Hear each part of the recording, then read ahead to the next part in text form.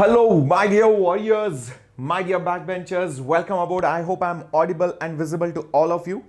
Am I visible and audible to all of you? Quickly, let me know in the chat box. Quickly, let me know in the chat box. Now is it audible? Yes. Okay. Great. Awesome. Audible, right? Properly? Okay, great. So welcome all the backbenchers, because very rarely all the backbenchers and our Ultra Pro Max legendary people wake up in the morning and attend a class and work for the exam. But it's okay. We understand you. Shreyas sir, your captain, our entire team understands you, and that's why we are here, because we are going to look after every single kid. It's not just the toppers, it's also the scorers who are in the middle range, scorers who are in the lower end range. Everybody wants to score. Okay, I'm getting 200, let me at least get 250. I'm getting 300, let me go to 400. I'm getting 400, let me at least go to 500. In the last 2-3 days I'm talking about. Obviously, everybody dreams of getting 600 plus. But whatever can be done, we'll do it. And all of us also have been through the same situation. And Baswa sir is aiming at something.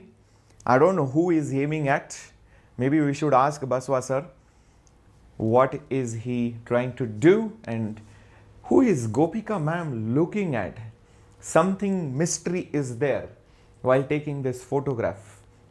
Okay. And looks like me and Baswa sir both are targeting the same thing. But Baswa sir is a step ahead. I'm just killing it by looks. Baswa sir looks like is going to crash that plane on the target. Who is that? I don't know. Anyways, so guys, are you ready? Are you ready? All the legendary people, all the legends out here, type in legends quickly in the chat box. This is your captain Shreyas. This is going to increase this year because there will be thousands plus students who are training under me, who are going to get their dream medical college. So you are going to be one. You are going to be that student who is going to make May 5th your day. You are going to go with the utmost confidence. Even if you are getting very low marks, even if you are getting 200 marks, you will enter the examination hall as if you get 600 plus. Even if you get 400 to 500 marks, you will enter the examination hall as if you get 650 marks. Even if you get 500 to 600 marks, you will enter the hall as if you get 700 marks. That's the level of confidence with which you should write the examination. Don't think about the past. Don't think about what was not done. Don't think about anything negative. We are here. We'll be waiting on the other side. Right? So, also remember, there are 1,000 questions waiting to be solved. They're like, oh, when am I going to be solved? Yeah, 500 questions, which everybody gets wrong. Obviously, please do it, because these are the questions which will, take away your marks, negative marks. And repeated questions, they will obviously be repeated patterns. So make sure you check out the link which is there in the description box below. Right. Session duration 2 to 3 hours. Okay. Here's the first question on your screen. What does it say? W be the amount of the heat produced in the process of charging an uncharged capacitor, the amount of energy stored in it. So what happens is, there is a Pandu. That Pandu is basically the battery. And that Pandu has a job to give the laddus and put it in the mouth of Champa. Champa is capacitor. Champa is basically your capacitor. But somebody is there in between who is going to take away the laddus which Pandu is going to give. Who is that? Maybe Baswa sir. Maybe Basava sir.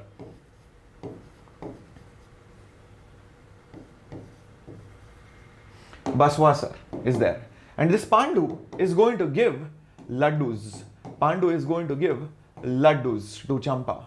Pandu wants to give laddus to Champa. Basvasaurus is there in between to take away those laddus. If Pandu takes 100 laddus, Champa will only get 50 laddus remaining 50 laddus will be taken by Basvasaurus sir. So guys, what is the outcome? What is the conclusion of this?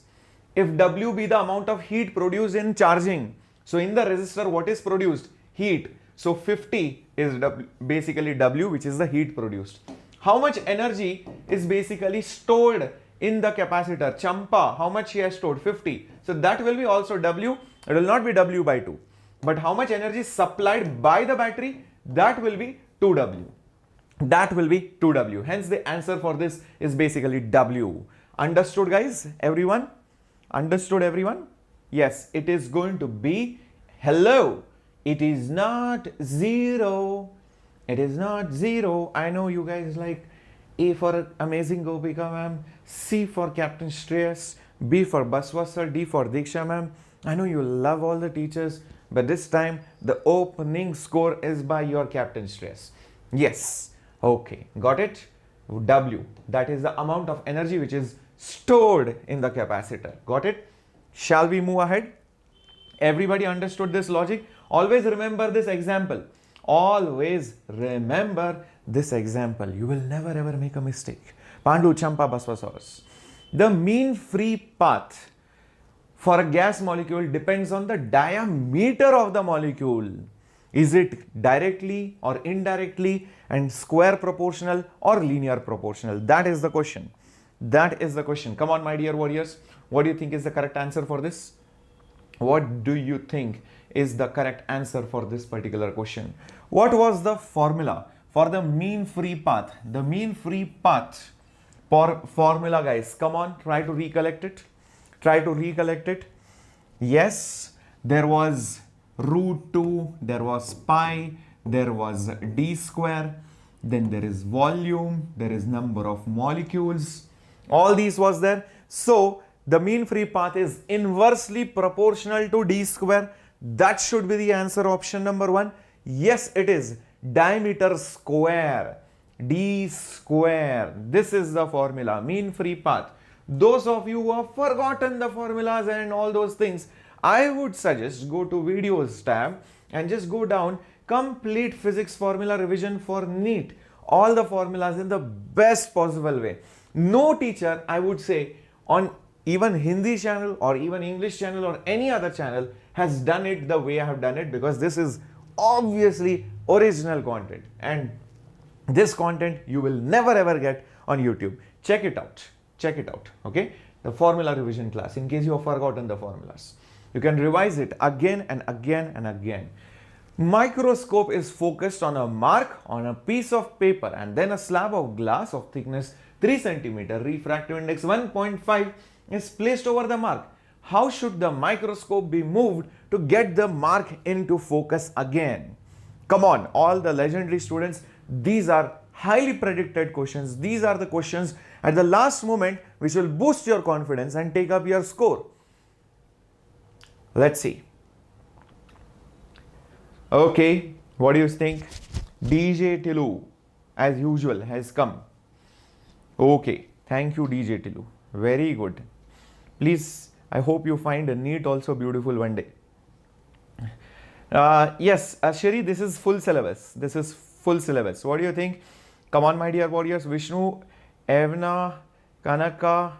Okay, Kanaka is saying B for Baswa sir, and others are saying A for amazing Gopika ma'am. Let's find out what is the correct answer. The correct answer is A for amazing Gopika ma'am. Okay, so how is it A? The microscope is focused on a glass slab of thickness and refractive index. So because of that, there is an apparent shift which is going to happen, and apparent shift formula is thickness into 1 minus 1 by mu. Now, why is this apparent shift happening? You are focusing on this mark using this particular microscope on this mark. So what happens is, the moment you put a glass slab, that mark won't be visible there. That mark will be visible maybe over here. So there is definitely a shift which is happening. The moment you use a slab.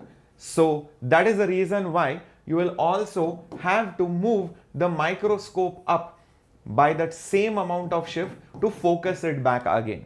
You will move back because it has come closer. It has come closer, so you will move back. So that's it. So the thickness of the slab is 3. The refractive index is 1.5, which is basically 3 by 2. So this will become 3 into 1 minus 2 by 3 is basically 1 by 3, which is 1 centimeter. That's it, upwards. Understood? Oh, clear? Oh? Shall we go ahead? Great, great, great. Yes, so Gopika ma'am army is also here. Very good, very good. Yes, please ask Gopika ma'am who is she staring at. When Gopika ma'am comes after me, all right, everybody is going to spam who is Gopika ma'am looking at and what is me and Basav sir doing. Who is our secret crush? You should spam in Baswa sir's class. Diksha ma'am is already getting ready. Something she has in mind. I don't know. You should ask Diksha ma'am. Who has she got ready for?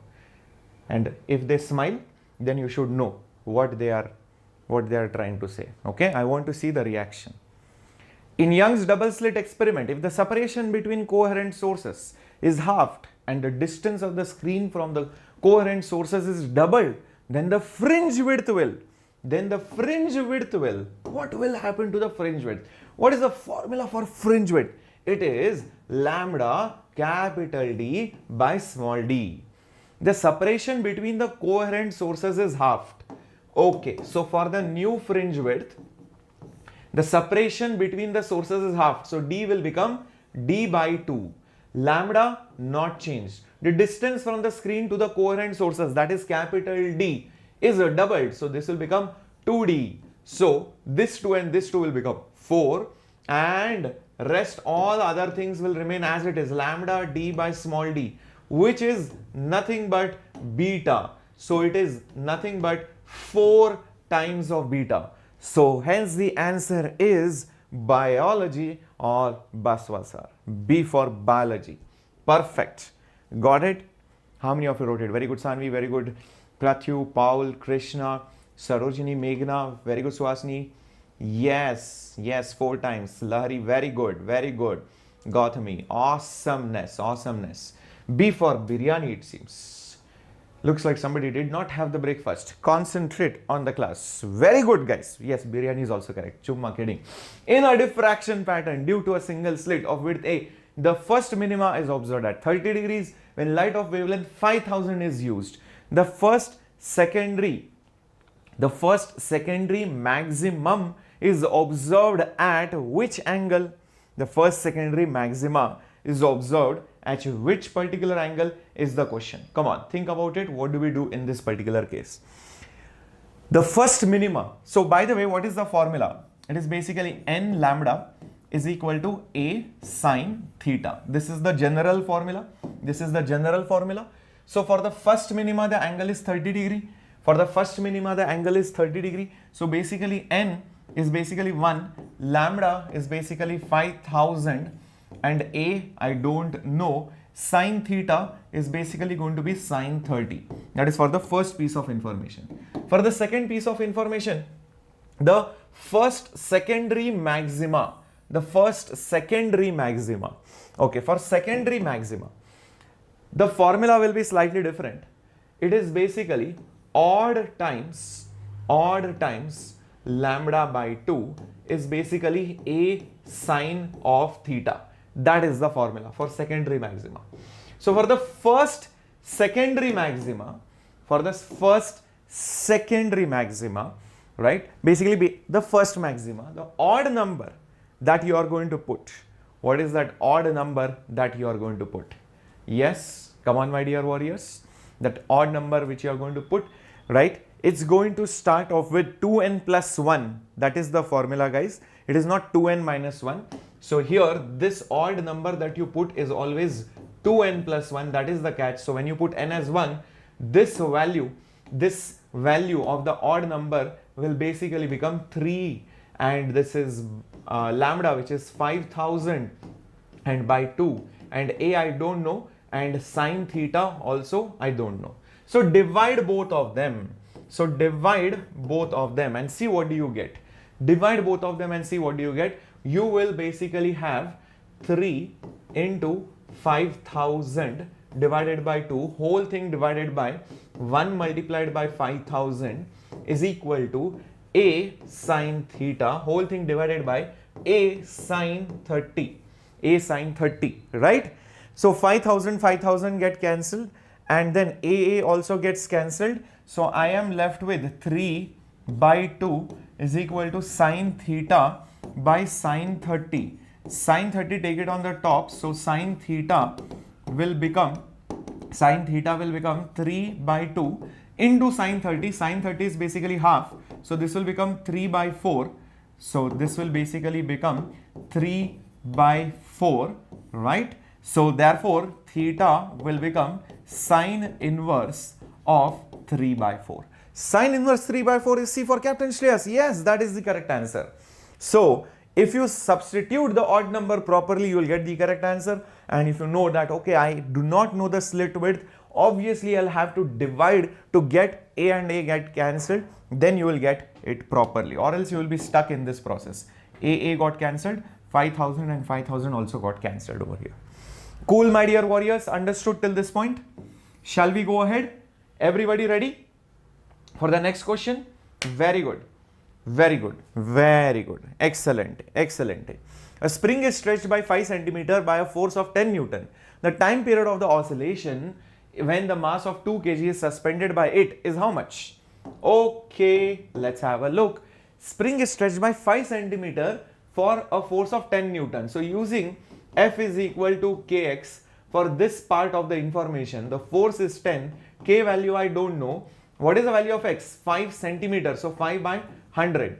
So therefore the value of K will be nothing but 1000 divided by 5. So the value of K will be nothing but 200 newtons per meter.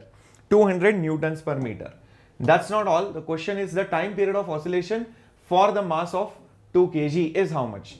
Time period formula is 2 pi under root mass by the spring constant. So it will be 2 pi under root, mass is 2, spring constant is 200.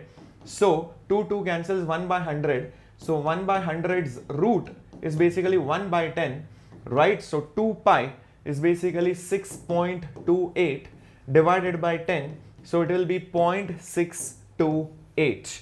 0.628, which is option number 2, B for Baswasa.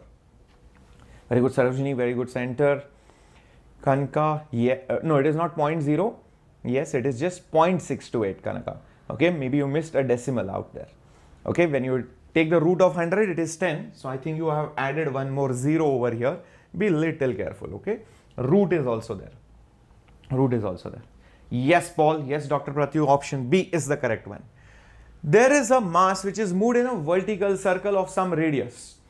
And it is also given to you that at the lowest point, the velocity is root 7 gr. What do you think is the tension at that point? Draw the diagram, most of the things will be cleared. At the lowest point, my dear warriors, this is a point of suspension. This is the mass and it is having some velocity which is equal to root of 7 gr, r being the length of the string. Now, what are the forces acting on the string? Think about it. One will be the tension. One will be the tension. The question is itself find the tension. And there will be also mg which is acting down. And the result of all of this is there will be a centripetal acceleration. Use Newton's law. Force is equal to mass into acceleration. The force is not tension or mg. It is the net force. So T minus mg.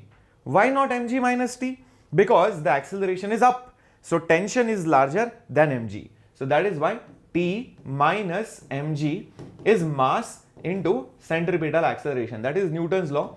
Therefore, tension is equal to mg plus m into AC. Centripetal acceleration is v square divided by r. That's all I have done. So this will be mg plus m. Velocity square will be 7 gr. This r will be there below. R will get cancelled. 7 mg plus mg is going to make it 8 times of mg. Oh, it is C, is it? Yes, it is C for Captain Shreyas. Yes, it is C for Captain Shreyas. No, it is not 6 mg. It is C. It is C. Got it? Got it? Yes. Atiti, I know every educator bacha in Vedantu. We have met. We all meet. All of us are a family. All of us know each other. All of us, have met recently also. So I know all the educators in Vedantu. I think I know many educators in most of the institutes by now. Okay.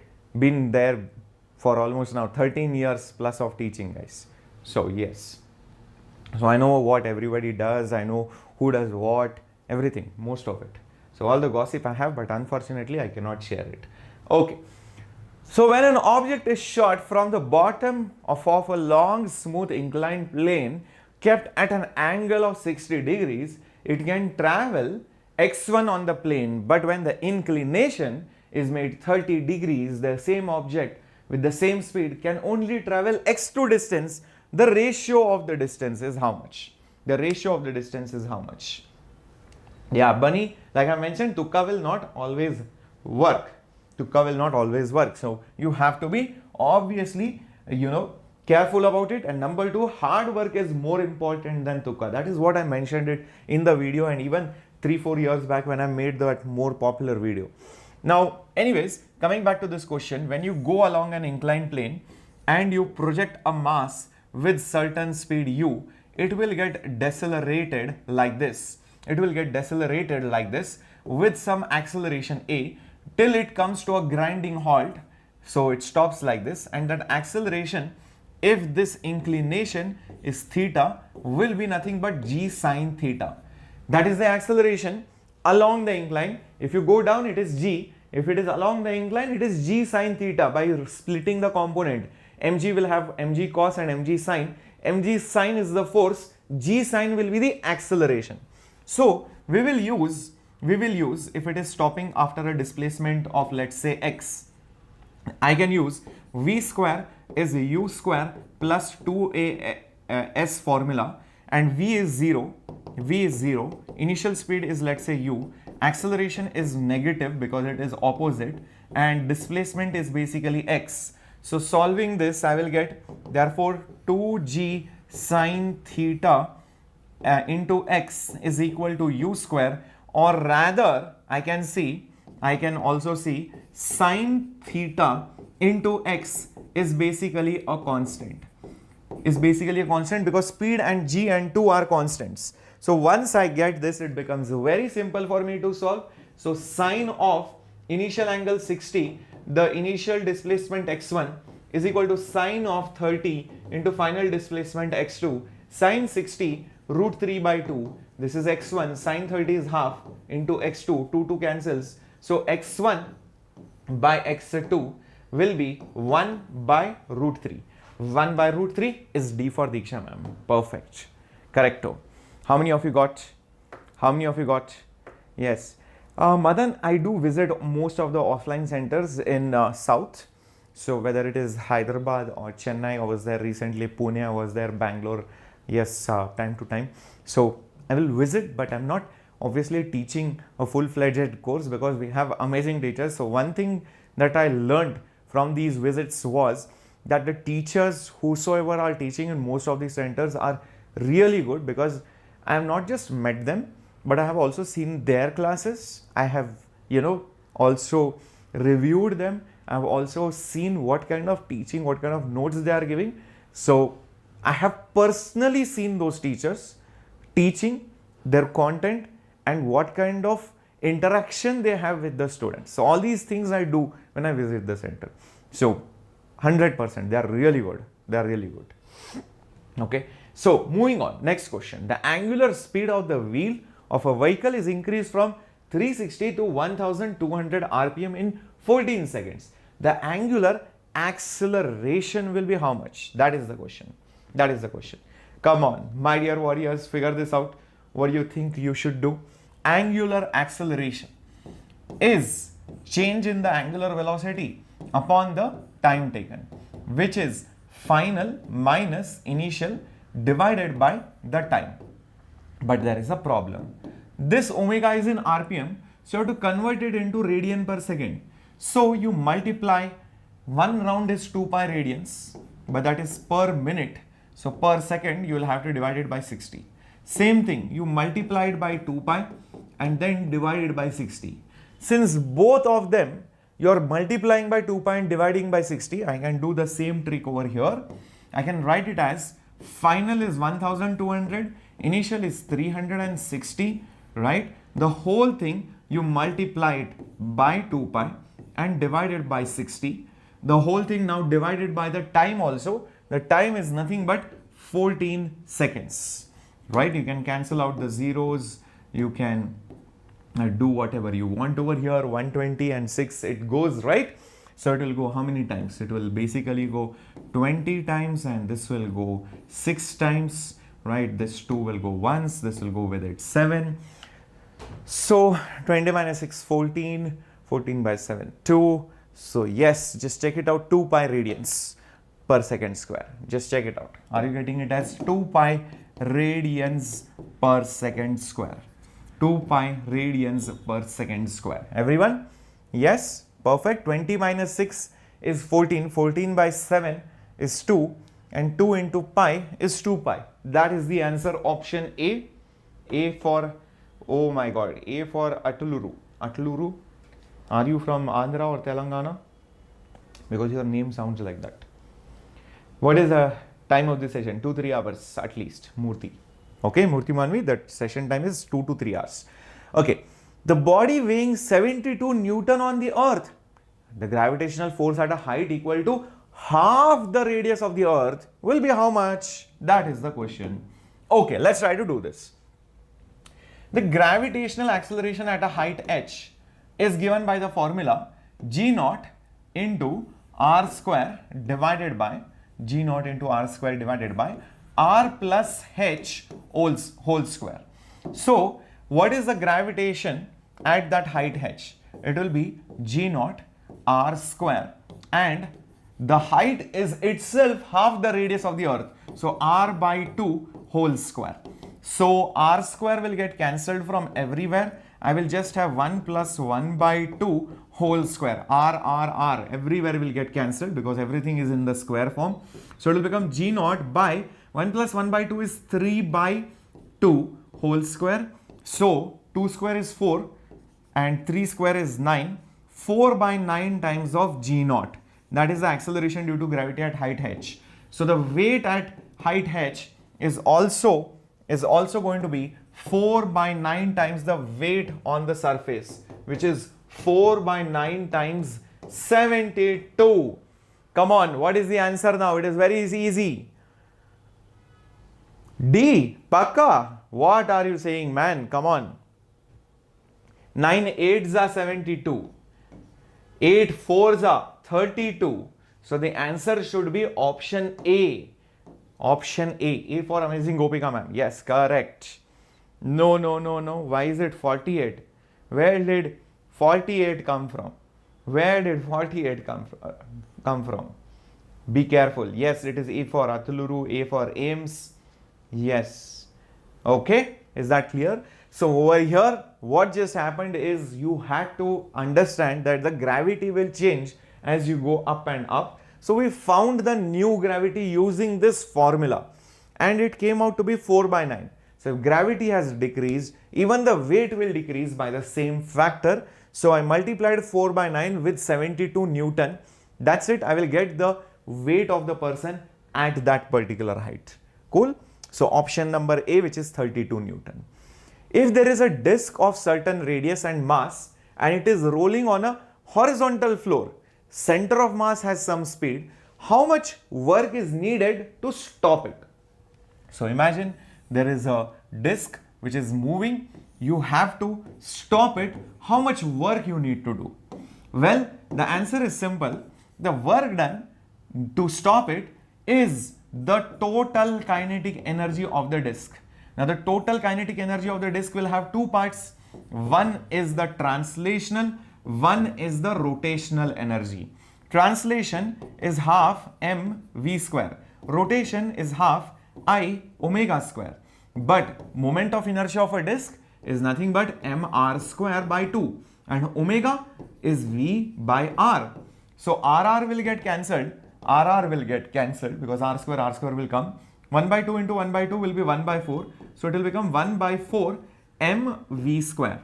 And this is mv square. So when you add both of them, right, when you add both of them, what will be the total kinetic energy, guys? 1 by 2 plus 1 by 4 is 3 by 4 mv square. 3 by 4 mv square. The total kinetic energy has been taken away by the work done. So that's it. 3 by 4. Mass is 100 kg. Velocity is 20 centimeters per second, which is as good as 0.2 meters per second. So it will be 0.2 square. What is the answer that you will get? What is the answer that you will get? A for Ames, B for Baswa sir, C for Captain Shreyas sir, or D for Diksha ma'am? Come on, do the math quickly and tell me. In fact, I'll tell you something. When you do 2 square, 4 will come, 4 will get cancelled. So only the answer can contain 3. So if you have to mark, you will mark either 2 or 3, third or second option. So if you count the decimals properly, you will get the answer as 3 joules.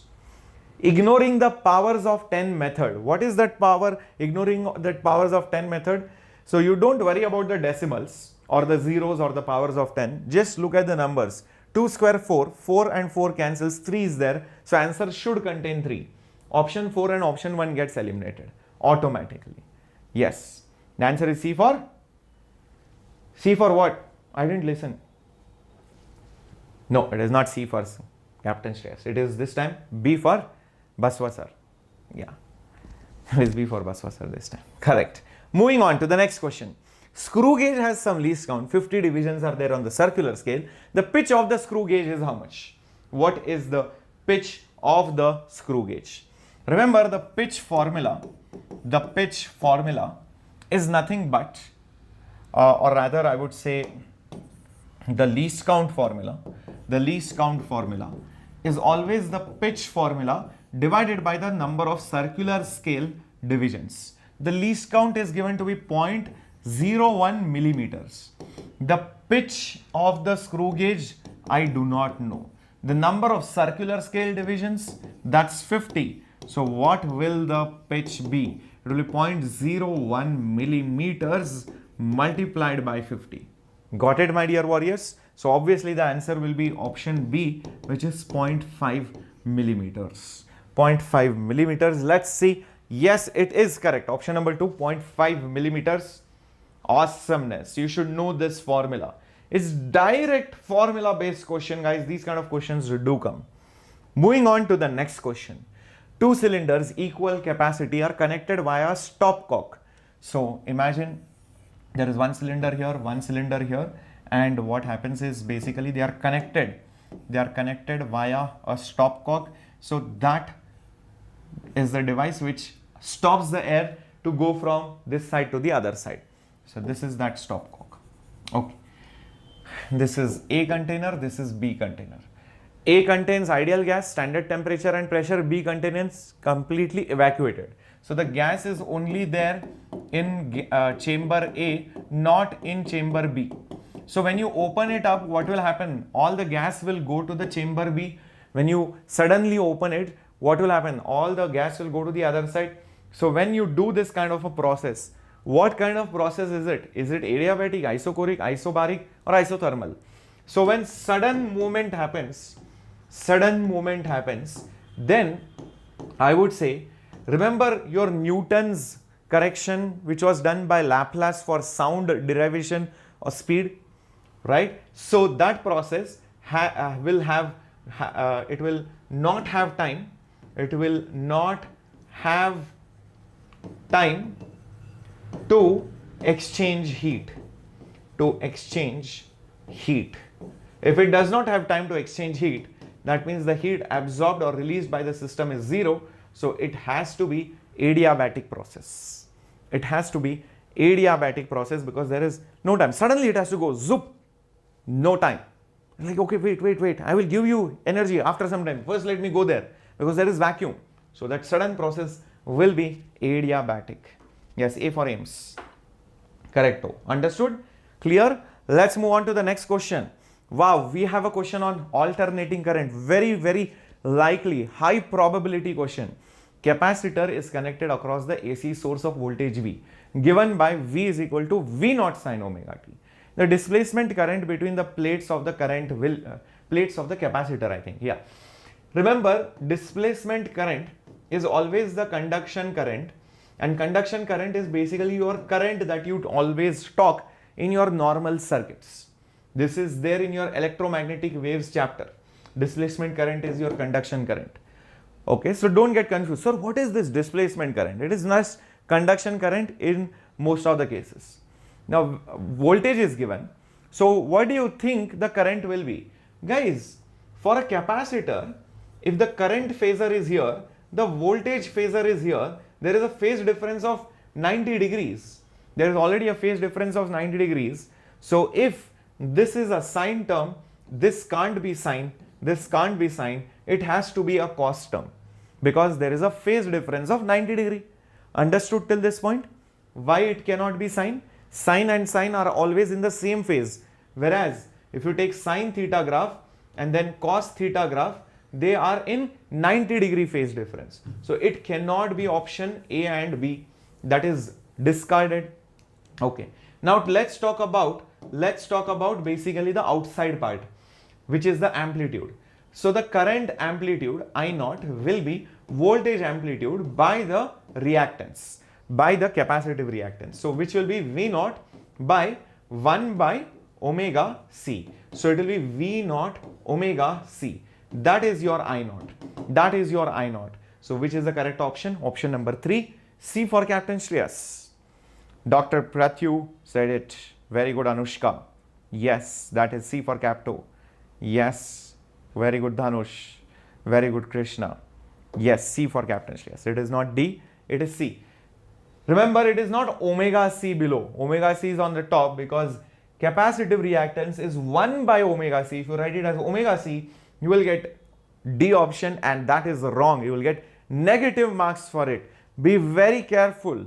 Be very attentive. All these silly mistakes will cost you very dearly. I mean, it will decide whether you get into a college or not. It will decide whether you are taking a drop or not. So be very, very cool-headed. Okay? Try to recollect the formulas very carefully in the exam. Do not make any mistakes. Next one. What happens when a hydrogen atom emits a photon in the Balmer series? So let me just show some lines over here for our reference. This is n is equal to 1, n is equal to 2, n is equal to 3, n is equal to 4, and so on and so forth. Okay. So we are talking about a hydrogen atom emitting a photon in the Balmer series, Lyman-Balmer. Balmer is n is equal to 2. So some transition happens like this in the Balmer series, and there is a photon which is emitted. A photon which is basically emitted. Okay, in the Balmer series. Now, once this happens, what will happen next?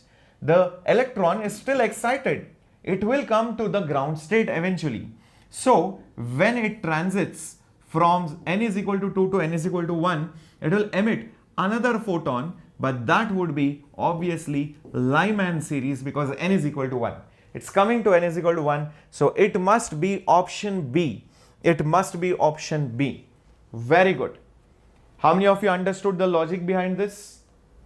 Got it, guys? Because if Balmer series is being emitted, that means what is happening? Either it is coming from here to here, or it is coming from here to here, or it is coming from here to here, but it is coming to n is equal to 2 and a photon is emitted. So after that it has to go further down. So when it goes further down, it will emit some Lyman series line. In fact, it will be the first line of Lyman because 2 to 1 is the first line, second line is 3 to 1, next line is 4 to 1, last line will be infinity to 1. Okay, that is your Lyman series B for Baswa sir. Correct. Moving on to the next one. A circuit contains ammeter, resistance in series. Ammeter has a coil resistance and a shunt resistance. Then what do you think is the reading of the ammeter? I think we have to draw the diagram to understand it. That will be the best option that we have. So battery of 30 volts and a resistance of 40.8 ohms, right, is in series with another, is all connected in series. The ammeter has a coil resistance of 480. Okay, so there is a galvanometer coil of basically 480 ohm resistance. In that you have a parallel shunt resistance of 20 ohm, right? Together that makes an ammeter, and this is all connected over here. Please remember that whatever I have shown over here, this is there in the ammeter box. This is there in the ammeter box, the galvanometer and the shunt. Whenever you get galvanometer, ammeter, voltmeter questions, I have told this to you before, I'll tell you now also. Don't try to remember the formulas. Rather, I would say solve it like a normal series and parallel question. You will find it very easy. You don't, a lot of teachers have seen them teaching, oh, galvanometer, they will put a symbol, and ammeter, shunt, one formula, that formula. Not needed. It is a simple series parallel question. So now the question boils down to what is the current flowing in the circuit? What is the current flowing in the circuit? That is what they have asked. Reading in the ammeter is basically the current. Reading in the ammeter is basically the current. Ammeter, how much current is entering? I. So that is the current. So obviously that current will be the voltage divided by your total equivalent resistance. So in this ammeter, both these resistors are in parallel. So first find the equivalent resistance of this. First find the equivalent resistance of this using parallel formula, which will be R1 R2 by R1 plus R2. So 480 into 20 divided by 480 plus 20, which is 480 into 20 divided by basically 500. 0 goes, this 0 also goes. So this will be, yeah, basically, 96 divided by 5. Is that right, everyone? Now the total resistance will be this resistance plus 40.8. So voltage is 30 divided by 40.8 plus 96 divided by 5. That is the total resistance. Everybody understood till this point? Everybody understood it till this point? Cool. Perfect. Awesome. So how much this 96.5 is? It is 19.2. 96.5 is 19.2. 19.2 plus 40.8, it is basically 60. So I think it is 30 by 60 because this is basically 19.2. So this would become 0.5 amperes. 0.5 amperes is option number A. Yes, it is correct. Option A. So yep, guys, it is always a simple series parallel circuit. If you treat it like that, it will look easy. Else it will be unnecessarily complicated. Next question, again on AC. Here, I think the voltage across the inductor is given, voltage across the capacitor is given, the total voltage in the circuit is given, frequency is given. Question is, what is the voltmeter reading shown across the resistor? Whenever there is alternating current, you cannot add the voltages normally. You have to treat them like vectors. You have to treat them like vectors. So, the voltage across the resistor will be over here. The voltage across the inductor will be here. The voltage across the capacitor will be here. Capacitor's voltage is 150. Inductor's voltage is also 150. So this voltage got cancelled with this voltage vectorially. So whatever is remaining, the resultant is VR only. So the resultant voltage was 300. So that would be equal to this. And because they got cancelled, that means it was in resonance. Yes, it was resonating. 50 Hertz is its resonating frequency. It was in resonance. So voltage across the resistor is 300 volts. The answer is option D. D for Diksha ma'am. Got it? It was in resonance. It was in resonance. Oh, nice. Sai Rekha. Nice name you found for ma'am. Correct. D for dosa ma'am. Very true. Diksha ma'am, whenever she is here, she is always eating dosa. She tells that, she does not get dosa in Punjab. So she is always eating dosa. So new name for Diksha ma'am, whenever she is in Bangalore, dosa ma'am. Correct. Dosa ma'am. D for dosa ma'am. Very nice name. I like it. So whenever Diksha ma'am comes, we are going to, especially in Bangalore, you guys have to spam. Dosa ma'am is here. The bulk modulus of a spherical object is B. If it is subjected to uniform pressure P, the fractional decrease in radius will be. Interesting.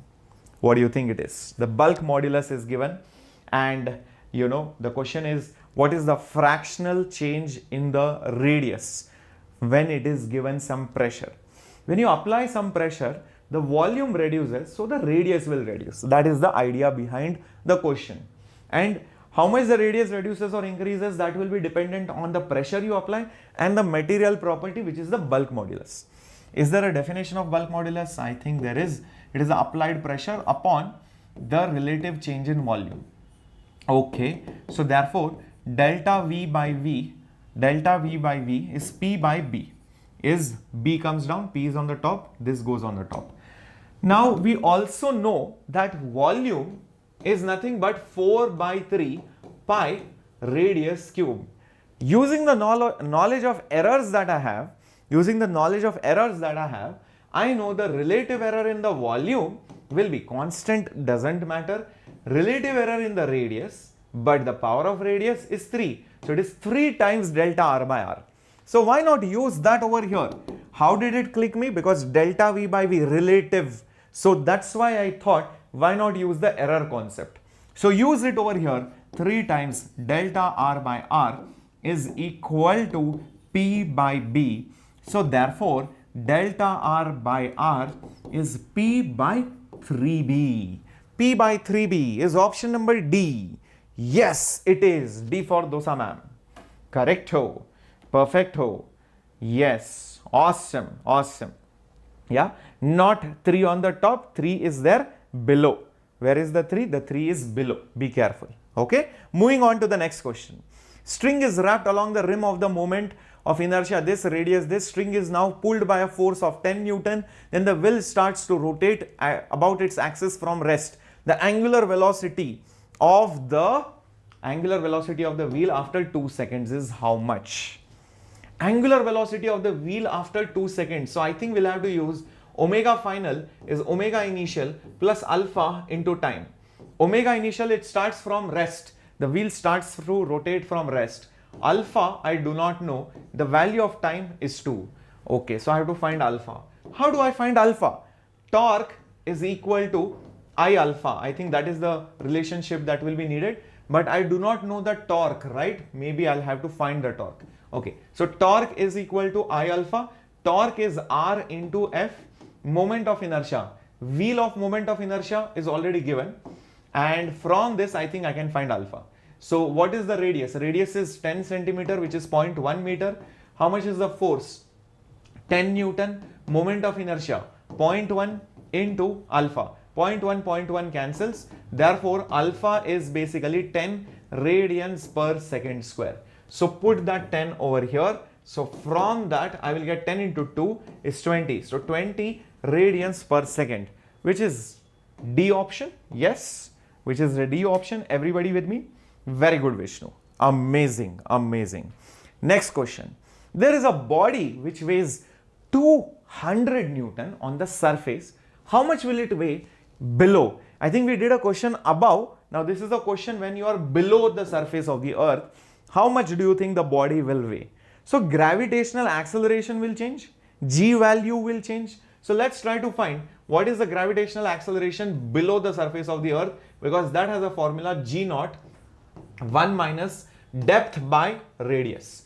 Depth by radius. So what is the depth, my dear warriors? It is clearly mentioned halfway down the center. The depth is a radius by 2, midpoint. So D itself is R by 2. D itself is R by 2. So it will be G naught 1 minus 1 by 2, because R got cancelled. 1 minus half is half. So G naught by 2 is the gravity at depth D. So therefore the weight at depth D is the weight on the surface by 2. So it will be 200 by 2. So it will be 100 Newton. Where is 100 Newton? Option A. Yes, it is correct. Very good. A for Ames. A for Ames. A for Andrew. Very good. Very good. Very good. Awesomeness. Guys, have you subscribed to the channel? If you have not yet done that, do that right away right now, because we were the first channel yesterday to go live and tell you that admit card was out. All authentic information will come really quick and on time, without any rumors, without any nonsense, just straight away to the point. So make sure you are subscribed. Anything, result comes, any bonus question comes, paper discussion, this, that, everything happens on this channel. So make sure you are subscribed. There is a small subscribe button, click on that. Number 2, do me a favor, smash the like button. In fact, do yourself a favor by smashing the like button, because YouTube will understand, okay, this guy is interested in NEET, so let me show him more NEET related videos. So quickly smash the like button, okay? Do not forget. Moving on, next question. When a block of mass m is suspended by a long wire, the length of the wire becomes L plus L. The elastic potential energy will be, how much? Come on, my dear students. Come on, my dear students. Yes. So what is the elastic potential energy going to be? Remember, the elastic potential energy is going to be half stress into strain. This is per unit volume. Per unit volume. The elastic potential energy in the extended wire. That is one way. Or I can also say it is half k x square, where k is nothing but y a by L. Young's modulus into area of cross section by the length, and x is the extension. Here extension is small l. That's it. That is another way of writing it, but I don't think I will need this. So why not just look over here and see what we will get. Volume is nothing but area into length. Okay, half. Stress is force by area, so it will be mg by area. Strain is change in length by original length. So length, area got cancelled. So it will be half mg small l. Oh, it was such a simple question. Oh, see this option D. That's it. Very, very simple, guys. Very, very simple. It looks little, complex at the beginning, but actually it is not. Cool? Everybody with me? Very nice. Let's move on. Next question. A tube is immersed in liquid. The water rises till height. The mass of the water in the capillary is 5 grams. Another tube of radius 2r is immersed in the water. The mass of the water that will rise is how much? Okay. See, when you have a capillary tube and there is some liquid around it, the liquid will rise over here and fill up the tube, right? The mass of the liquid which will fill inside this particular capillary will be density of the liquid into the volume. Now, what is the volume going to be? The volume is going to be pi r square, radius of the tube, into the height by which it rises. But the height rise formula, I already know. Height rise formula, I already know. It is 2s cos theta by rho g r. Now, what happens is, one of the r gets cancelled, only r will remain. So, clearly, you can see rho pi 2s cos theta rho g, everything. In fact, this rho also got cancelled over here. You can clearly see that the mass is directly proportional to the radius. Mass is directly proportional to the radius. So look at it. If the capillary rise mass is 5 grams, now if you take a radius of 2r, what is the new mass of water? Obviously, it is very simple. If radius is redoubled, even the mass is redoubled. So earlier mass was 5 grams. So 5 grams into 2, that is 10 grams. That is option B. That is option B. Very, very straightforward. Everybody with me? Very good, very good, very good. Excellent. Let's go to the next question, guys. I have a couple of questions. I will quickly go to the next question now. There will be few more questions. I'll be taking it up tomorrow because Diksha ma'am is waiting right now. Cool. So let's go quickly to the next question. Two solid rods labeled A and B have the same mass, but the lengths are 3L and 4L. If they rotate about the centers with same frequency, then what is the ratio of the kinetic energy of rotation of rod A versus rod B? Come on, think about it. Think about it. Meanwhile, let me just check with Diksha ma'am if she is ready.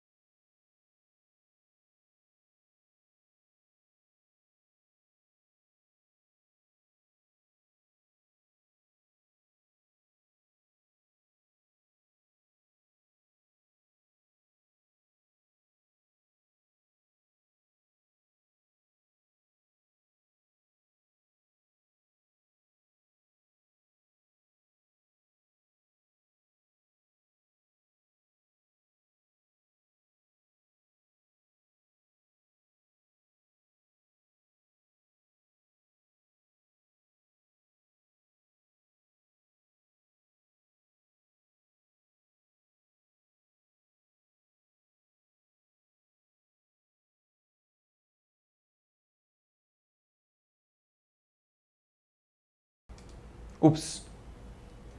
1 second, guys. I'll explain this again.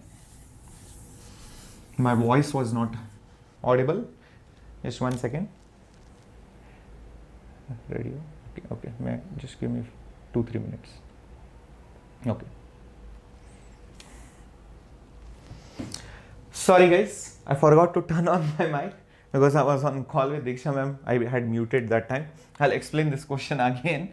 Okay. So, guys, kinetic energy formula is nothing but half I omega square. What is the moment of inertia for a rod? What is the moment of inertia of a rod at the end? What is the moment of inertia of the rod about the end or at the center? It is, I think, about the center. Okay, if it is about the center, then it is ml square by 12. If it is at the end, then it is ml square by 3. So into omega square. So mass is constant, omega is constant, everything is constant. So only L is different. So kinetic energy is directly proportional to the square of the length. So therefore, what can I say? Kinetic energy of A upon kinetic energy of B is LA by LB whole square. What is length of A? It is 3L. What is length of B? It is 4L. So whole square, LL cancels. 3 square is 9, 4 square is 16. So 9 by 16, which is option A. Correct. That is the correct answer. Cool? Everyone? Got it. Very good. So this is your homework question. I have done this question just yesterday or day before yesterday. If you are smart, you know where I have done it. So check out the solution in that particular session. Answer is anyways there on the next slide. You can download the PDF later on. Now it's time for Dosa ma'am. Dosa ma'am is going to join in. So make sure you are spamming Dosa ma'am. Okay. So I'm just ending the session, Diksha ma'am. Right. So make sure you start the stream key. So see you guys very soon. There are a lot of things which are going to pop up today afternoon, today evening. So stay tuned on the channel. Okay. And yes, please do talk about Vedantu NEET English channel to your friends, to your juniors, to your batchmates, to your society mates, to your friends, to your relatives. It will mean a lot because you guys are going to pass out. We want to continue on this channel. So that's why you need to pass on the word. So make sure you are going to do that as a true member.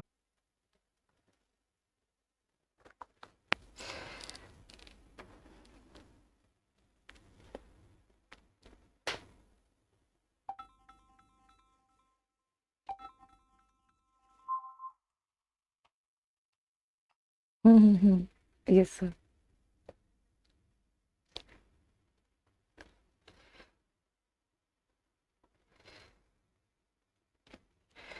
Okay, hi everyone. Good morning, good morning, good morning. So guys, now we are going to do chemistry. How was physics? Everyone in the chat box, am I visible? Am I audible to everyone in the chat box? Yes, bacha, very good morning. Are you all ready for this session?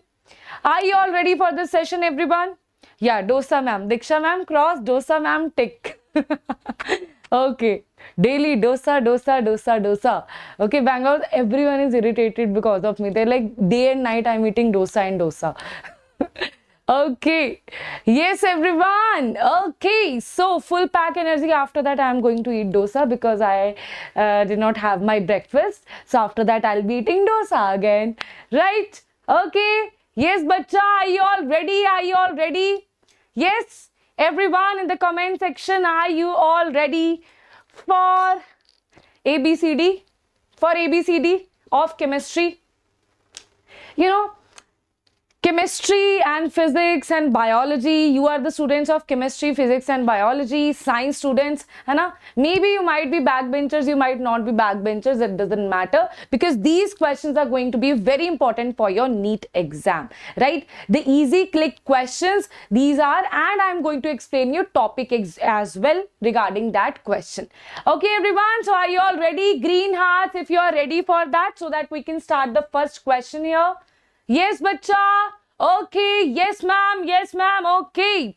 Let us start with the very first question. That is, all samples of carbon dioxide. They are talking about carbon dioxide. Okay.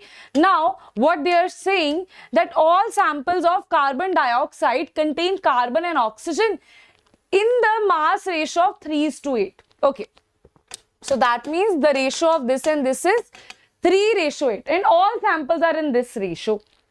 What does that mean? What is this in agreement with? Is this conservation of mass, or is this constant proportion, or we can say definite proportion, or is this multiple proportion or gaseous volumes? So now students, as you all know, what is law of conservation of mass? What is that? That means that reactant mass and product mass will be constant even after the reaction. Okay, mass cannot be created, it can be transferred from one form to other form. Next one is constant proportion. That means if I take water or carbon dioxide from anything in this world, okay, I'm just drinking this one water, right? If I'm drinking any water here from my bottle, from the ocean or anything, right, the formula of water is going to be H2O, right? That is going to be fixed formula. Carbon dioxide produced by any manner is going to have 1 carbon and 2 oxygen. What does that mean? That means it is going to be 12:32, right? This is 12, that is the mass of carbon, that is this one.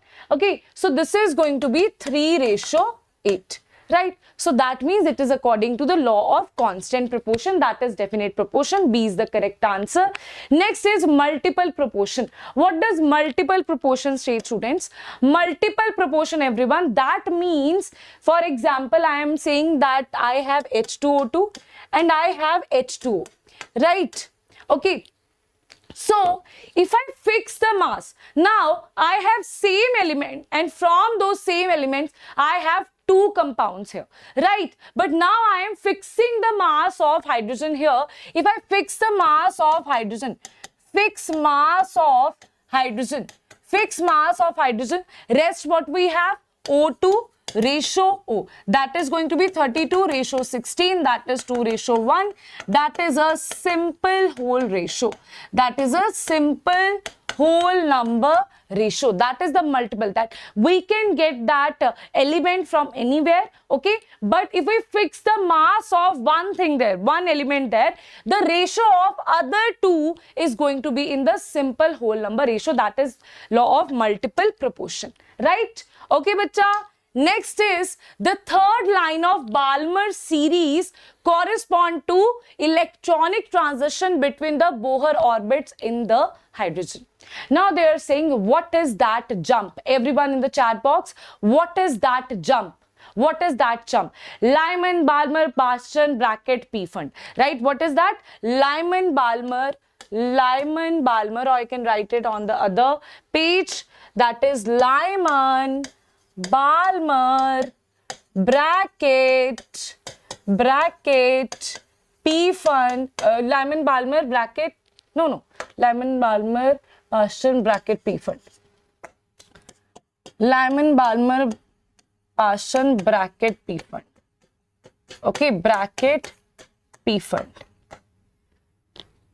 Yes. So now here N1 is equals to 1.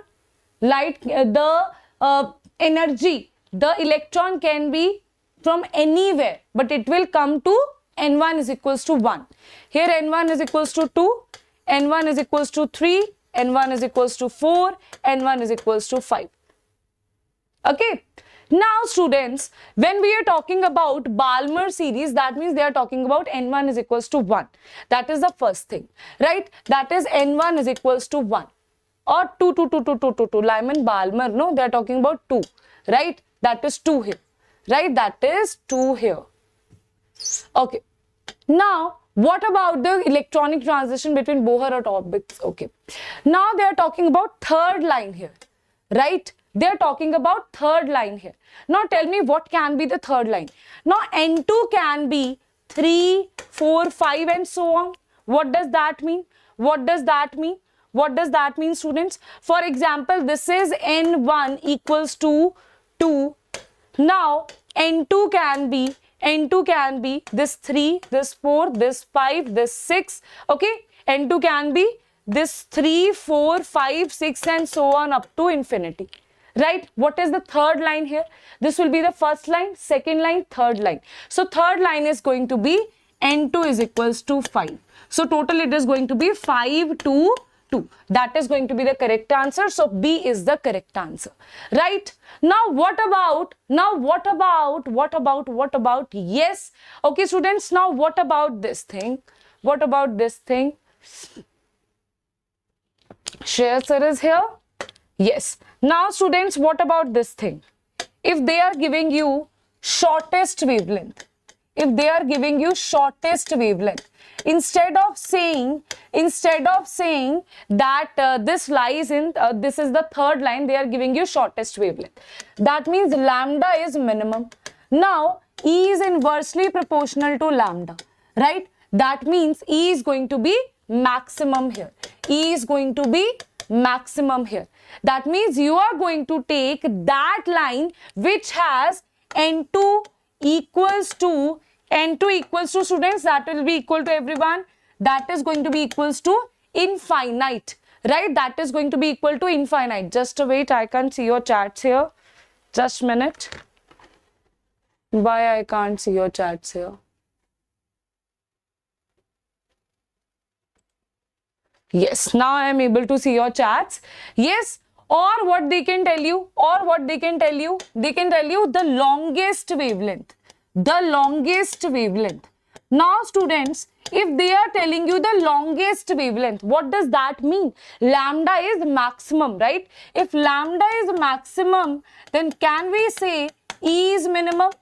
If energy is minimum, that difference in the energy should be minimum.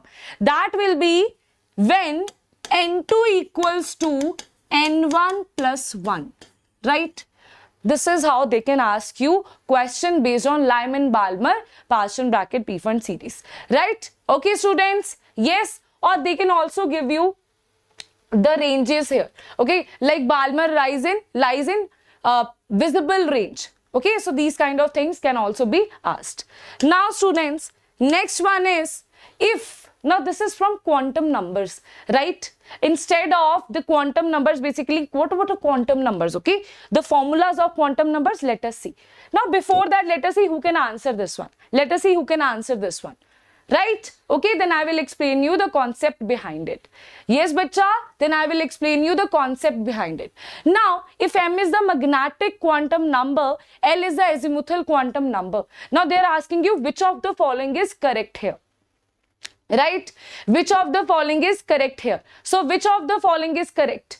Yes, bacha. Which of the following is correct? Yes, bacha. Which is correct? Yes, yes, yes. Now, yeah, please don't say dosa, dosa. I'm very hungry right now. Okay, don't say dosa again and again. Oh, I'll just run and eat dosa then. Now, tell me this. What is the correct answer? Everyone. M is equals to 2L plus 1 is the formula, right? But that is not given directly, right? So that is given, L value is given to you. So that will be M minus 1 2L. That will be L is equals to M minus 1 by 2. That is C is the correct answer, right? C is the correct answer.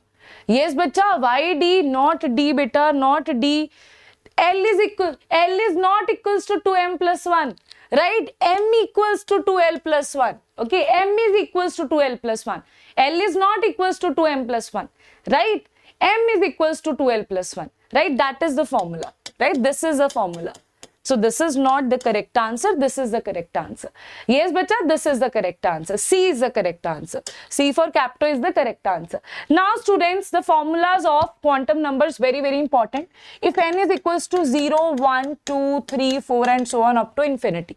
This is the principal quantum number. Now this can tell you the size of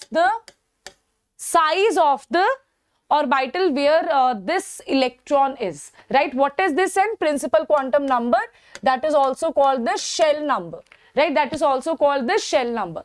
Now second is azimuthal quantum number. Now azimuthal quantum number can be, this can be 0 to, this cannot be 0, this cannot be 0, okay? This can be 0 to n minus 1. Right, this can be 0 to n minus 1. And what is this, students? This is subshell. This is subshell. like S, P, D, F, they are the subshells, right? Now students, this tells us the shape. For example, what we say, S is a spherical shape, P is a dumbbell shape, D is a double dumbbell shape except for dz square, okay? Now students, what we say that 0 has 0 means S, 1, 2, 3, 1 means P, D, now this is F, right? Okay. Now students, next one is the, what is magnetic quantum number? That represents the orbital, where it is, that boxes that you make while doing the electronic configuration, right? Now students, what about next one? That is, it tells us the orientation. Orientation means, are they x axis, y axis, z axis? What are the axes? That is why we say px, py, pz, dx square minus y square, dz square, dxy, dyz, dzx. What are these? These are the orientations. Now, what is the value of m? That can be equals to minus L, 2 plus L. And what is the number? The number, as we have done, that number of m is equals to 2L plus 1. That is the number here. And what is the value of S? That is either plus half or minus half. And this is spin quantum number. This is not a solution of Schrödinger wave equation. Okay, this is not a solution there. Yes, bacha, done. Now let us do. Is this clear to everyone? No doubt here, right? From this, any question can be asked. From this particular set of formulas, right? Okay. Yeah, let me drink some water. Very dehydrated I am right now. Now students, next one is this one. You tell me the answer. In a reaction PCl5 to PCl3 plus Cl2, degree of dissociation they have given to you. The initial moles of PCl5 is 1 less, 1 then is the initial moles of PCl5 is 1. Okay, the initial moles is 1, then the total moles of equilibrium is. At equilibrium they are asking you.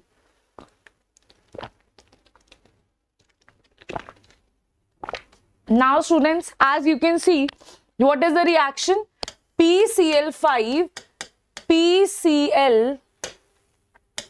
PCl3 plus Cl2, right? What is the initial mole? That is given to be 1, right? So initially it will be 0, What is the degree of dissociation? That is 30%. That is in percentage. But if we say that simply alpha value will be 30 by 100, that turns out to be 0.3. Right? In percentage, it's 30%. Otherwise, it is alpha is equals to 0.3. That is 30 divided by 100. Right? Now, they are saying 0.3 moles will be dissociated. That is the degree of dissociation. Right? That means if this is 1 mole, this is 1 mole, this is 1 mole, here it can be 1 minus 0.3 and 0.3 will be formed. Right? That means it will be 0.7, 0.3, 0.3. So this is the stage of equilibrium. So that means at equilibrium, these are the total number of moles. That is 0.7 plus 0.3 plus 0.3. That is 6 plus 12, 1.3. Right? So that is going to be A. Right? A is going to be the correct answer. Why B? Bacha, they are asking you total number of moles. The total number of moles at equilibrium. Right? They are not asking you the PCl5. They are asking you PCl5, PCl3, Cl2. The total number of moles at equilibrium. Right? Total number of moles at equilibrium. Right? So total number of moles at equilibrium are total. If they ask you the number of moles at equilibrium of PCl5, then we will say 0.7.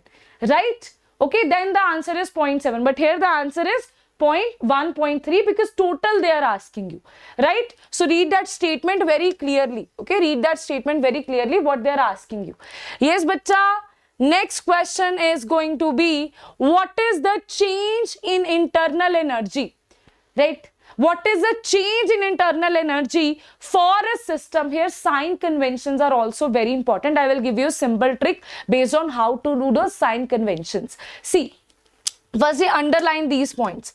See, what they are asking you, delta U they are asking you for a system that does this much of work. This means work is done by the system. And students, in chemistry, not in physics, okay, there is a difference of sign convention of work done in physics and chemistry, because the formula of first law is different there. Otherwise it is the answer will come out to be same only, right? So students, as you know, the formula is delta U is equals to Q plus W, right? But students, when we say work done is by the system, work done is by the system, by system. If you have to do the work, you're like, oh my god, I'm so lazy, I don't want to do work. You feel very negative. No, oh my god, I'm so lazy, I don't want to do work, right? So that is negative, right? That is negative. If work is done on you, someone is doing work for you, you're like, I'm happy, you do work for me, okay, you bring that water to me, right? So you're very happy. So that is positive, right? That is positive. So by the system negative, on the system positive, system is very happy. Now what about heat absorbed? What about heat absorbed? This thing is only applicable in case of chemistry, not in case of physics, okay? So don't get confused by that. So what about heat, students? What about heat? So now students, as you all know, heat released. See, we know heat released means that is going to be exothermic reaction. And in exothermic reaction, it is always the release of heat. We are giving out the heat, that is negative. Okay, that is going to be, if we are releasing the heat, if it is released or given out by the system, that is going to be negative.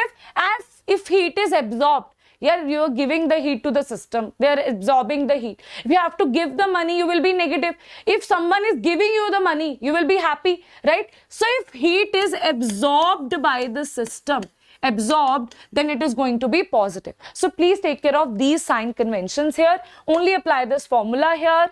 Now students, you have this particular thing. Now this is your heat. Now what they are saying, for a system that does the work is done by the system, that is going to be negative here, right? As it absorbs means it is absorbed, it is gained by, heat is gained by the system, right? So that is going to be positive here. So let us put the values here. Let us put the values here. That is Q is equals to minus 45. No. This is plus 45. Yeah. 45. This is minus 70. So answer is going to be, students. So answer is going to be 40, 50, 60, 70, 25. B is the minus 25 is the correct answer. So answer is the C. Yes, C is the correct answer. Yes, C is the correct answer. Now next one is the molarity of glucose. Now talking about molarity and molality here. Talking about molarity and molality, right? To all my students, what is molarity? What is molality? What is the difference there? Very, very important. See, what you have to remember, Varun. Okay, Varun Dhawan. Okay, Varun Dhawan. What about Varun Dhawan, ma'am? What about Varun Dhawan? Because I know you get confused in what is molality, what is molarity, right? So simple thing, molarity. Simple thing, students. Molarity, right? That is equals to number of, students, that is equals to number of moles of solute divided by volume of solution in liters. Now what is this, Varun, ma'am? Varun says if you have R, that is molarity, because in molality and molarity, what is the difference? L and R, right? So if you have R, then there will be volume. If you have R, then there will be volume, right? Now what about the other thing, ma'am? What about molality? What about molality? Both of them are very important concentration terms, very important. So now what about molality? Right? That is same as this, number of moles of solute divided by weight of solvent. This is not volume, this is weight of, not solution, it is solvent. Okay, weight of solvent, and that too in kilograms. Okay, that too in kilograms. Now if the weight of solvent is given in grams, that will be multiplied by 1000. If volume of solution is given in milliliters, that will be multiplied by 1000 there, right? So here let us apply this formula and get the answer here. Let us apply this formula. The molarity they are asking you of see, molarity capital M equals to number of moles of glucose. So that is weight of glucose divided by molar mass of glucose, that is solute, right, of this per this much volume. This is the volume of solution. Volume of solution in milliliter means that will be multiplied by 1000. So that is the formula here. What is the weight? That is 36. This is into 1000. This is divided by volume. What is the volume? Volume is 400. What is the molar mass? That is for glucose, it is 180, right? So here students, the answer is going to be 400, right? It is 0, 2 0 cut, 1 0 cancel, 1 0 cancel here. This is 2, this is 2. So answer is going to be 1 by 2. So that is 0.5 should be the answer, right? 0.5 molar should be the answer. Right, 0.5 molar should be the answer here. So answer is going to be B. Answer is going to be B. Okay, answer is going to be B. Yes. Okay, very good. What someone is saying. Okay, one more thing, students. One more thing here. One more thing can be asked to you in the exam, that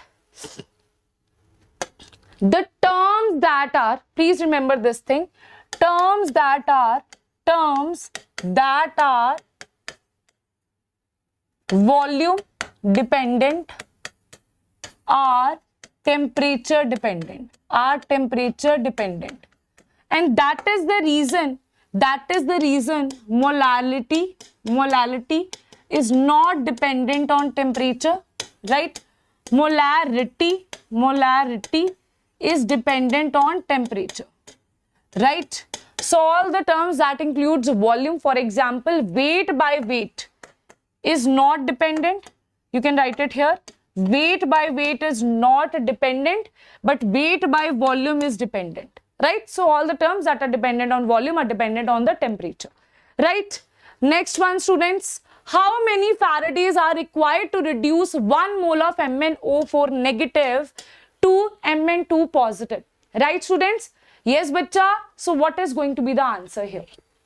Firstly, you need to see how many electrons are gained. See, 1 mole of electron equals to Faraday here. 1 mole of electrons equals to Faraday here, right? 1 mole of electron equals to Faraday. 1 mole of, or I can write it in this way, 1 mole of electron equals to 1 Faraday, right? That you know. Now let us see how many electrons are gained and lost, right? So let us see here, students, that is Mn4 negative. So for MnO4 negative, it can be, let it be x minus 8, because here it is the oxidation number over oxygen is -2. So that is -8 minus 1. So that is going to be +7, right? And this is transferring from +7 to +2. That is 5 electrons.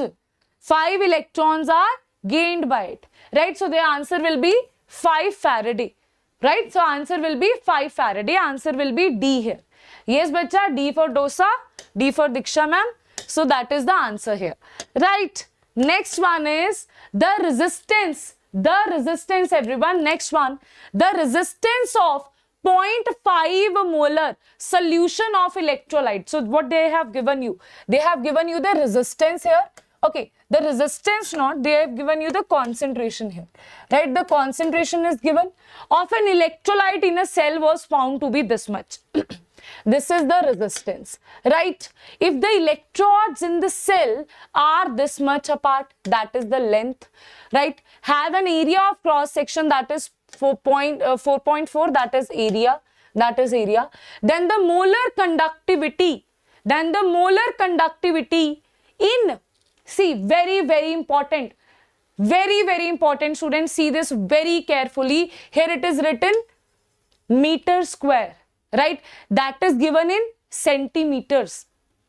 So you don't need to convert that into centimeter first. Firstly, you should know what is the answer in centimeter itself, then convert it into meters. Okay. Now, of the solution, they are asking you the molar conductivity, that is this thing. Now, students, let us see what are the formulas that you have. See, what are the formulas? You have G star equals to kappa, equals to kappa. So if you know kappa, that is conductivity, right? If you have no kappa, that is conductivity, put that in this much, this thing, by molarity. So here you can either say concentration, you can either say it is molarity. This is the same thing, right? Molarity. So now, students, you know molarity, that is 0.5. You know kappa. Kappa you will find out from here, right? You will put the values here. You will have the value of molar conductivity. Now, ma'am, how to calculate the value of kappa? We are not given the value of G star. We are not given the value of G. What is G? G is conductance. So that is nothing but 1 by R. That is nothing but 1 by R. What is G star? That is cell constant. That is L by A. That is L by A. Now, do you know all the values here? Now, do you know all the values here? Kappa you will calculate, put the value of R here, right? Put the value of L, put the value of A. You will get the value of kappa. After that, put the value of kappa here, right? And molarity here. Right, students? Calculate this. Now, calculate this. Calculate kappa, kappa, kappa, kappa, kappa, kappa, kappa, kappa. Right? What are the names, right? So funny names. 1 by R, L by A. 1 by R, L by A, right? So what is the value of R? R is given to be how much value? What is the value of R? 50. This is 2.2, 4.4. 50, 2.2, 4.4, right? That turns out to be 1 by 2. So that is nothing but this much. That is nothing but this much. This is the value of kappa. What is this? Kappa into 1000 divided by molarity, that is 0.5, that is 0.5, that is 0.5.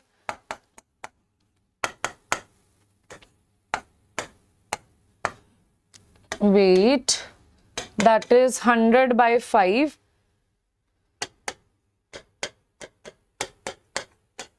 Is this 20 something? Okay, so 20 students, that is in Simon centimeter square per mole, right? Simon centimeter square per mole. We have to convert it into meters, right? So we will divide this by 10 raised to power 2. So that will be 20 divided by 100 raised to power 2. That is 20 divided by 1, 2, 3, 4. Cut. So that will be 0.002. Right, that is 0.002, right? So 1, 2, 3, 4, yes, 0.002, 0.002. So C is going to be the correct answer, right, students? Okay, C for Capto is the right answer. Yes, bacha, clear to everyone, no problem here. Yes, bacha, no problem. Why I have converted? Because it was in Simon meter square per mole. I had calculated in Simon centimeter square per mole. Right? So students, also very important thing, whenever you are applying this formula, right? Whenever you are in this formula, kappa should be in centimeter inverse only. Kappa should be in centimeter, it should not be in meter inverse. That means that this won't be the formula, right? That should be in centimeter inverse only, right? Only then this formula can be applied, right? Okay? Yes, beta, C is the right answer. Next one, the rate constant of the reaction. The rate constant of the reaction, everyone. The rate constant of the reaction is equals to rate of reaction when. The rate constant of the reaction is equals to rate of the reaction when. First is when concentration of reactants do not change with time. Second is when concentration of reactants of all reactants, concentration of all reactants in the product are equal. At time t is equals to 0. When concentrations of all the reactants are unity.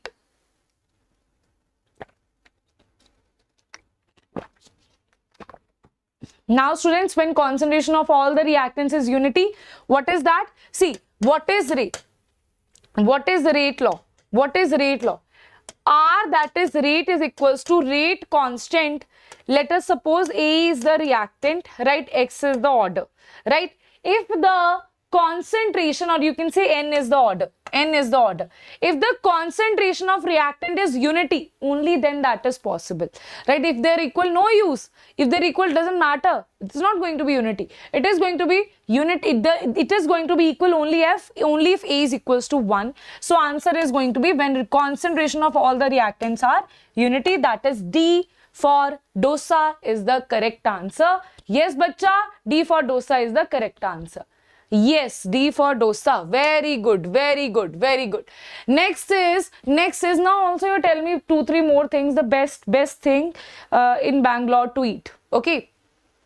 2-3 more things. The authentic South Indian dishes that I must try. Okay. I want all of you to tell me that. Though Shreyas sir and Gopika ma'am and Baswa sir are, every day they are, giving me some new dishes to try. But I also want, what is your favorite dish? What is your favorite dish? Right? What is your favorite dish? Mine is the dosa. What is yours? Let us see in the comment section. Let us see in the comment section.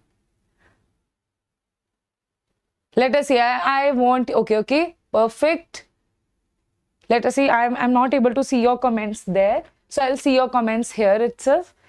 Let us see what you are advising me. Right? That will be a refresh for you. Yes? Biryani. I'm a vegetarian, bacha. I'm vegetarian. Vegetarian things only. Oh, Kalai has answered this. Very good, very good, very good. Just for 2 minutes, I'll see, okay? Write down fast. Pongal. Okay. Mangalore buns. Okay. Biryani. Curd rice. Curd rice I'll try today. Curd rice, I've heard it a lot. I've heard it a lot that it is best here in South. So I'll definitely eat curd rice today. I think in breakfast I'll eat curd rice only. Okay. Noted. I was thinking chicken, so I don't eat, na? I'm vegetarian. So many things. Wow. Curd rice sprinkled. Okay. Very nice. Mutton biryani. They're again telling me non-vegetarian food here. Momos I have tried. Best. Yummy momos. Awesome. Curd rice. I can only see curd rice. Gunafa. Okay. That's new thing. Okay. So curd rice is done today. Okay. I'll send you photo on my Telegram eating curd rice. Okay. Now let us see this. Now back to question. Do not get distracted. Back to question everyone. Okay. Everyone back to questions now. Curd rice, dosa, pongal, everything. Yes, I'll eat everything. Now back to question. That is, if the concentration of the reactants in this reaction is increased by 3-fold. See, if nothing is given to you, that means this is a simple reaction. This is the elementary step reaction. This is not a complex reaction. That means K is equals to, that means R is equals to K, A raised to power 2, B raised to power 1. If you're increasing the concentration 3 folds, okay, so it will be 3A square, or this is 3B1. So that is going to be K339, 9A square, and this is 3B. So it is going to be 9 to 27 K A square and B. What is this? This is the original one, right? So answer is going to be 27 times. So answer is A. Answer is A is the right answer, right? A is the right answer. Next one is the shapes of PCl4 positive, PCl4 negative. Now inorganic has started, students. The shape of PCl4 positive, PCl4 negative and AsCl5 respectively, right? What are the shapes here? Square, planar, tetrahedral, seesaw. Tetrahedral, okay. See, you know how to do this, okay? Don't go through all that. Firstly, just see what is the shape of PCl4 positive. What is the shape of PCl4 positive? That is a tetrahedral shape. That is a tetrahedral shape. So answer is going to be either A or either B or either C. A and D are eliminated here, right? It's the fastest way to do questions. Now, what is the shape of PCl4? There is one lone pair here. Okay, that is why what will be the shape? This will be that lone pair, right? So it is going to be little bit like this. Okay, it is going to be little bit like this. Seesaw means, wait, it is going to be little bit like this because of this lone pair, this negative charge over here, right? This negative charge over here. So now this is going to be seesaw shape, not square planar, definitely not, right? So answer we already know, right? And if you don't know the shape of this one, you know the shape of this one. Now, what is ASCl5? What is the shape of ASCl5? That is trigonal bipyramidal, right? That is trigonal bipyramidal. This is the shape of ASCl5, right? Trigonal bipyramidal. So that is the answer, right? That is the answer, right? So answer is going to be B. This is from VBT chemical bonding, right? Okay. Next one, students, the maximum number of 90-degree angles, very beautiful question. The maximum number of 90-degree angles between bond pair of electron is observed in. See, students who actually have studied thoroughly can answer this, right? You just ratta for, you have crammed things here, right? Then it will be a difficult question, but actually it is an easy question, right? If you're cramming things, you don't know what actually the shapes are in 3D. Right? For example, if I talk about DSP2 configuration, that is square planar. That is square planar. Right? In this, what kind of shape it is? This one, this one, this one, this one. For example, if this is the thing, right? It is actually something like this. It is actually something like this. I don't have one more pen here. I have one more pen, students. Oh my God, we are Jugadi, ma'am. Jugadi, right? So students, it is something like this. It is something like this. Okay, it is something like this. So what is this? It is something, can you see? This has 490-degree angles. That is square planar, right? It has 490-degree angles. So here what we will write? This is going to be, this will only have 490-degree angles. What about sp2 hybridization? What about sp2? That is trigonal planar. That is trigonal planar. Right, that is trigonal planar. And how many 90? They have any 90-degree angle? It doesn't have any 90-degree angle. It doesn't have any 90-degree angle. See, this is the case. This is trigonal planar. This is trigonal planar. Can you see that? This is trigonal planar. It has 360 divided by 3, 120. Okay. It has 120-degree angle. Right? No 90-degree. No 90-degree angle. It has 490-degree angle. Right? What about sp3? It is tetrahedral. Right? Its angle is 104.5 degrees. Right? So this is not applicable. What about this one? sp3d2. It has octahedral shape. Now, ma'am, what is octahedral? So many of students still they think, you know what students think? They think actually that, ma'am, octahedral shape means something like this. And this means,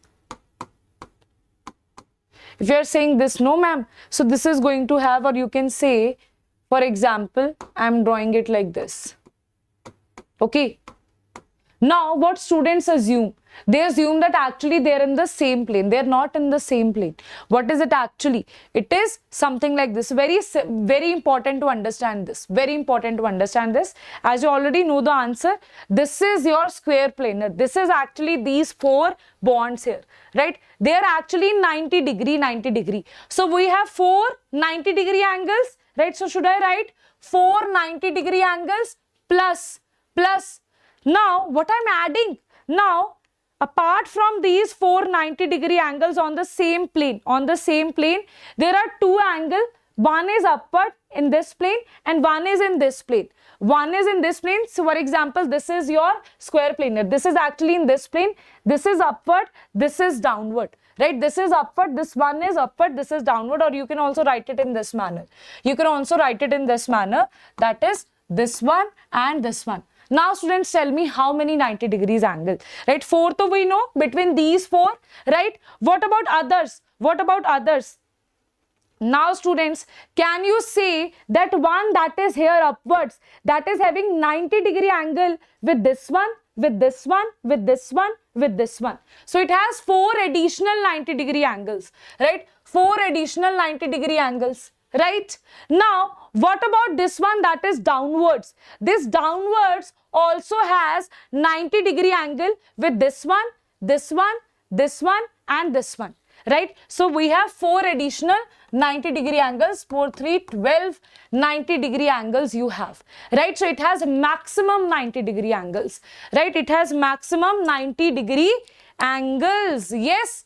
Okay, everyone. It has maximum 90 degree angles, that is 12 90 degree angles. So answer is going to be D. Answer is going to be D. Right? Okay, this is how you should know your concepts well, right? Next students, next one students, you have the ASF5 or the ASF5 molecule is trigonal bipyramidal. The hybrid orbital used by AS atom for the bondings are, right? Now let us understand this. Right, let us understand. See, the way of asking the question is very different here. The way of asking the question is different, right? Now see, ASF5, nitrogen, NaPSC, that means this is, it has 50, it belongs to 15 groups, so that is going to be D, and S, it is going to be 2, it is going to be 3, wait,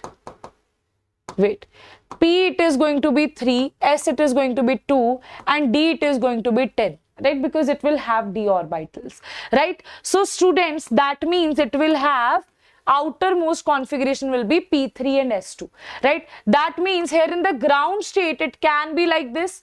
In the ground state it can be right like this, S2 P3, right? Is it S2 P3? That is the thing.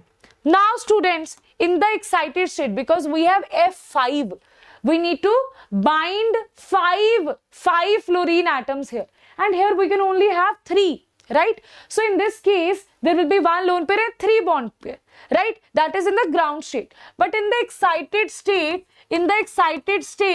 that will be students, that is going to be students. Now this is another D, this D is filled, this is another D, right? So this is going to be 1, 2, 3, 4, 1, 2, 3, 4, 5, right? So now F will attach here, here, here, here, here. So answer is going to be sp3d. sp3d, right? Answer is going to be sp3d. Now students, where can you see what is the following bonding are? They're asking you the orbitals, proper orbitals they are asking you, right? Now S is, now what, where you can see S here, S is here, right? sp2d2, this is definitely not the answer. D, sp3, that is also not the answer. D is 1, S is this, but that is dsp3. Here we have sp3d, right? So that is also not the answer. It is sp3d, right? That is the answer, sp3d. This is dsp2, this is not the answer. The answer is going to be C. One more thing here, one more very, very important thing here, students, that whenever you are given trigonal bipyramidal geometry, now if they want to make this question tough, for you, what they will give you? S, Px, Py, Pz, dx square minus y square. This will be A option. B option will be S, Px, Py, Pz, dz square. Now tell me, why not this? Why this? Why this is not the correct answer? Definitely if they give you these two options, right? If they want to make this question tough, right? Then what will they do? They will tell you that this is also this is also D. Now you don't know what is the correct answer. Now why this and why not this? Why still I am saying this is the correct answer? Why this? What is the reason? The reason is when we are talking about trigonal bipyramidal geometry, in that case dz square orbital is filled. In that case dz square orbital is filled, right? Trigonal bipyramidal geometry, dz square orbital. Trigonal bipyramidal is this one, right? This geometry. right? But students, this is trigonal bipyramidal. This is trigonal bipyramidal. Bipyramidal. But students, if they are asking you square planar, geometry, then if they are saying that this is existent square planar geometry, in square planar the answer is dx square minus y square is filled, right? In square planar the answer will be dx square. What is square planar? How does square planar look like? Square planar look like this. Okay, this is your square and this is one. Square planar, it will be square pyramidal, wait. It will be square pyramidal, not planar, pyramidal, right? There is one pyramid, no? Square pyramidal.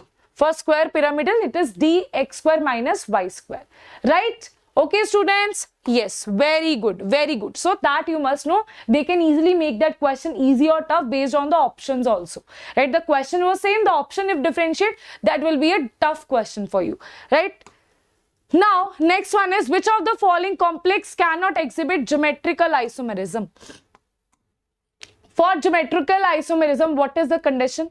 If you have double bonds here, that is one very important, students, very important, right? Very important. Now, see, as you can see, I have picked the question in that manner that your full syllabus is revised and the most important topics are revised, right? Okay, so I am also explaining in that manner itself that if any question regarding geometrical isomerism is asked, you will be able to answer that, right? Now, students, for geometrical isomerism, 1 should not be equals to 2 and 3 should not be equals to 4. That is the condition for geometrical isomerism. And if what is cis and what is trans? If we say this is A and this is A, that is going to be cis, right? If we say cis means sisters, if sisters are sitting side by side, that is cis. If sisters are sitting opposite to each other, that is trans. That is trans. Sisters are sitting next to each other, they are gossiping about someone, that is cis, right? And when they are sitting opposite, that is trans. Okay, this question can also be asked, very easy question, right? Okay, now students, 1 is not equals to 2, 3 is not equals to 8, that is the condition. Now students, see this, here everything is different. Okay, here we have NH2, so that is not possible. Which of the following cannot? Here definitely 1 will not be equals to 2 and 3 will not be equals to this, right? So that is definitely, it is going to show geometrical isomerism. It can show. What about this one and this one? This is also no confusion because everything is different. 1 will not be equals to 2, 3 will not be equals to 4. So this will also show geometrical isomerism. What about this thing? See, glycine, it is a unsymmetrical ligand, right? It is an unsymmetrical ligand. But about ethylene diamine, EN is a symmetrical ligand. It is a symmetrical ligand.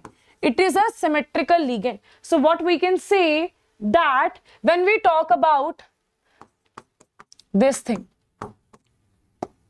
if we talk about EN, right? Here it will be N, this is going to be CH2, N, this is going to be CH2. So never it is going to show the cis and trans isomerism, that is going to be equal. So do not show geometrical isomerism. They do not show geometrical isomerism. But students, if I talk about gly, that will be, this is NH2, this is CH, and this is going to be C double bond O, CH, C double bond OH, right? So that is this one. Now students, this is unsymmetrical, and that is the reason it will show cis and trans, right? It will show cis and trans. So that is why the answer is going to be C. That is not going to show geometrical isomerism in any case, right? Unsymmetrical bidentate ligands show geometrical isomerism, but symmetrical bidentate ligands do not show geometrical isomerism. Next one is, you have this complex is known to be very, very important now, students.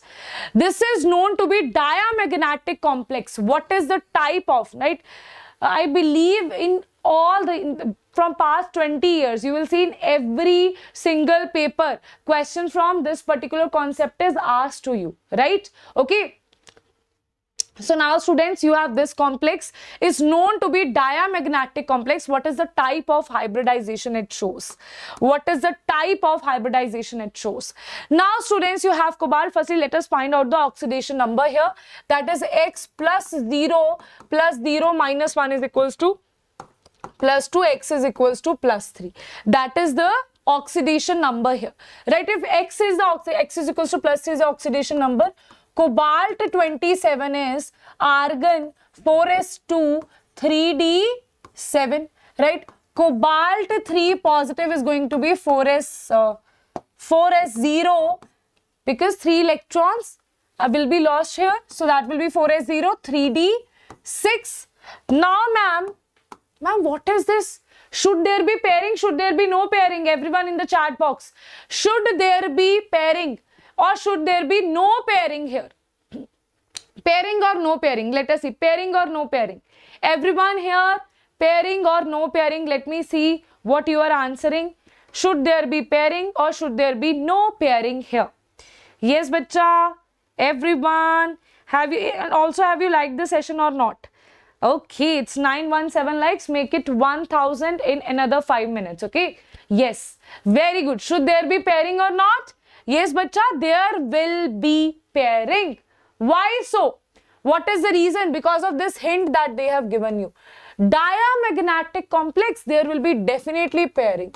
Right? There will be pairing. Right? There will be pairing. There will be pairing. My OCD. So there will be pairing. Right? So answer is going to be, this is your 6 ka dabba, right? The boxes. Now, sp3, there will be pairing. So that is going to be 1, 2, 3, 4, 5, 6. So answer is going to be D2sp3. It has 6 ligands. No? 1, 2, 3, 4, 5, 6. Yes, you will say, ma'am, it has 4 ligands. Who is thinking, ma'am, it has 4 ligands? Who is thinking this has 4 ligands? Student, this is bidentate, right? So 4 donating sites, 5, 6 donating sites. So this is D2sp3. Okay, D2sp3 is the correct answer. So answer is going to be C. Answer is going to be C here. Yes, bacha, answer is going to be C. Right? Next one, which of the following is incorrect for the group 14 elements? Which of the following is incorrect? Incorrect, students, they are asking you incorrect here. Okay, incorrect here. Group 14 elements, they are asking you the incorrect statement here. So that is going to be the stability of dihalides are of the order. See, lower oxidation state stability increases down the group. Right? So for this, for group 14, the oxidation state is going to be +2 and +4. So +2 is lower oxidation state that will increase down the group. So answer is this is true. Right? Next is the ability to form p-pi bonds among themselves increases down the group. So I'll tell you this is the false. Okay, this is false. I'll tell you why. The tendency to catenation decreases down the group. Catenation, obviously carbon has maximum catenation, then you have silicon, so it decreases. That is also true. Right? They all students, they all form oxides with the formula CO2, SiO2, CO2. These are C, so that is also true. Right? Now students, what about this one? Ma'am, why p-pi bonding decreases? Down the group size increases, right? Down the group size increases. What will happen? So when the size is very big, so what will happen? The overlapping will be less, right? Less is the size, the overlapping will be more. If the size is very big, it will be very difficult for the orbitals to the overlapping, right? So that is, it decreases down the group because of the size. So answer is going to be B. That is the incorrect statement. B for biology, B for Baswa sir is the right answer. Yes sir. Yes, bacha. Yes, sir. See, I'm telling you, sir, sir, sir. Yes, sir. Yes, sir. Which of the following is radioactive in nature? Now, I think you should answer this in within 2 seconds. Yes, you can answer this within 2 seconds. Everyone in the chat box, you can answer this within 2 seconds. Oxygen, sulfur, beryllium or polonium. Right? Okay, what is that vibe you are getting? From which one? From my favorite. My favorite answer is here. My favorite answer is here. My favorite answer, that is D for dosa, is the correct answer. That is polonium is the radioactive element. That is the radioactive element. See, first two are metals. These are metals, right? This is not metals, right? Yeah. This is definitely non-metal. Wait, students. This is the metalloid. This is the metalloid. Right, this is the metalloid. This is going to be sulfur oxygen. It decreases, yes. Right, so this is metalloid. Now, students, this is the radioactive element that you can know. See, all the elements that are, down the group, the last element is always the, not always, mostly the radioactive element, right, which we do not study that much, right, which is not in our syllabus. Oof. What I just did, I gave you the answer. Which of the following halogen exists as a solid at room temperature? Now you know the answer fluorine, why? Now you know the answer iodine, why? See, down the group size increases. If size increases, what will happen? Right? If size increases, the van der Waals interactions are going to be more. Right? Okay, that is why which is falling is at solid at room temperature. So that is why iodine will be solid, because van der Waals interactions will be more here. Right? More van der Waals interactions. That is, it will be solid. Right? Okay, first is gas. Okay, chlorine is a gas. Next one, bromine is a liquid kind, reddish brown vapors. Vapors it also has, but liquid we say. Right? Okay, chlorine is definitely a gas. Now, what is the hybridization of MnO4 negative? What is the hybridization, students? Very, very important from your D block.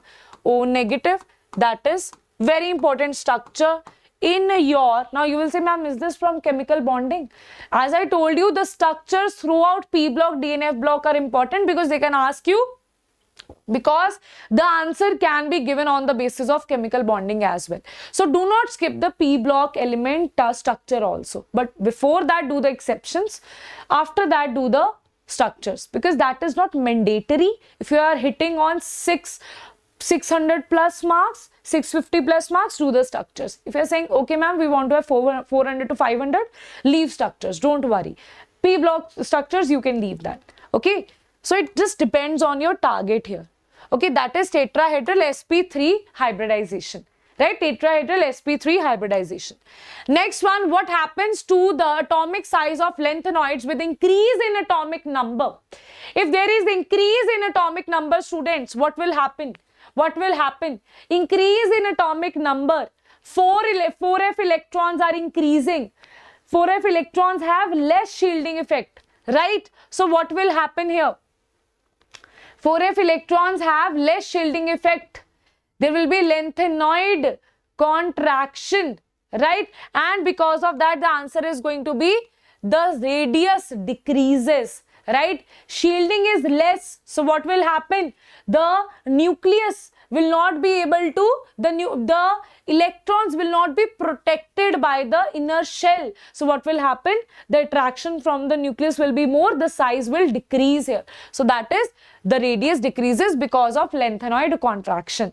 Now students, as we are doing the practice, we have one more very, very important thing for you. That is 5,000, I would say, 1,000 most important question that is totally free of cost. We are providing you that. The link is in the description. Do practice that. This is very important for you to at this time practice yourself. 500 most important repeated question and 500 most important questions from your PYQs that students usually get wrong. Okay, so solutions will be provided to you in that link itself. Next, students, we have on May 3rd, we have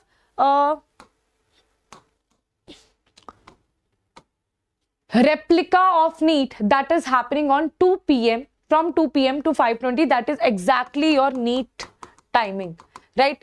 I will advise you, sit in a place where you will feel like, okay, you are giving the exam. Do not sit in AC and everything. Just put in a fan, or you can just skip the fan also, because you don't know what are the conditions for that NEET exam are going to be, right? So get ready and give that mock test as if you are giving the NEET exam, right? As if you're giving the NEET exam. That will be a practice of giving that NEET exam, right? Might be this is going to be your last mock test before your NEET exam, right? Okay, so please be very thorough with your concepts here and give that mock test, right? Okay, students? Yes. Now, this is also totally free of cost, right? That link will be in the description. You can check that. Now, students, next question is the increasing order of the basic strength shown by the sets. See, basic strength, students, basic strength of amine, very, very important.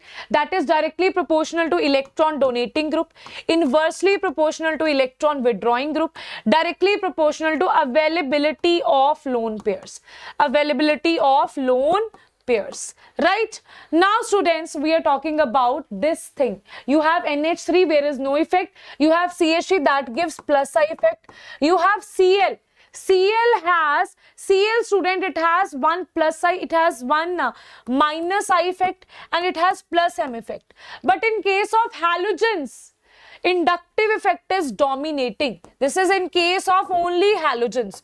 Only in case of halogens, inductive effect is dominating. So what I will say here, that is minus I effect is dominating. So I will say here what will happen, minus I, because the electrons are going to pull. So this is electron withdrawing, this is electron donating. More the electron donating, more is the basic strength. Okay, then there is no effect on NH3. And in case of ClNH2, electron withdrawing, more is electron withdrawing, less is the basic strength. So answer will be A. Answer is going to be A, right? A for amazing students, right? Yes, bacha, right? Next one is alkyl benzene is formed when benzene is treated with alkyl halide in the presence of anhydrous aluminium chloride. Identify the type of reaction here. Yes, bacha, identify the type of reaction here, everyone. Identify the type of reaction here, everyone. A, B, C, D. Is it halogenation? Is it sulfonation? Is it Friedel-Crafts acylation or Friedel-Crafts alkylation reaction?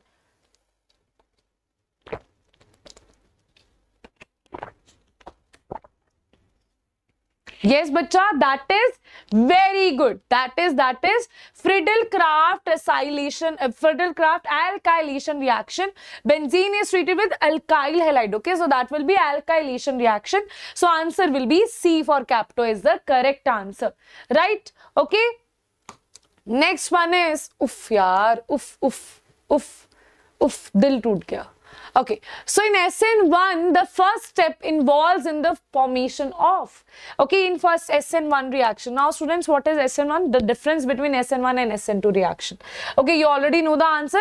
The answer is again C for Capto is the correct answer. But let me tell you, if you have not studied this topic, okay, to summarize that in just 1 second, I'll summarize that. So SN1, this is SN2, this is SN2, right? So what is SN1 reaction? This is a two-step reaction. This is a two-step reaction. This is one-step reaction. This is one-step reaction. Here carbocation will be formed. Here carbocation will be formed. And here carbocation intermediate, here transition state will be formed. Transition state will be formed, right? Here two steps. Firstly, carbocation will form, then nucleophile will attack here, right? So it is dependent on only on the reactant, not on the nucleophile. Do not depend on nucleophile. Do not depend on nucleophile. It depends on both substrate and nucleophile. It depends on both substrate and nucleophile, right? Okay, what is the stability here? Because of carbocation, the stability is 3 degree, then 2 degree, then 1 degree. That is the stability here, right, because of hyperconjugation, right? What about SN2?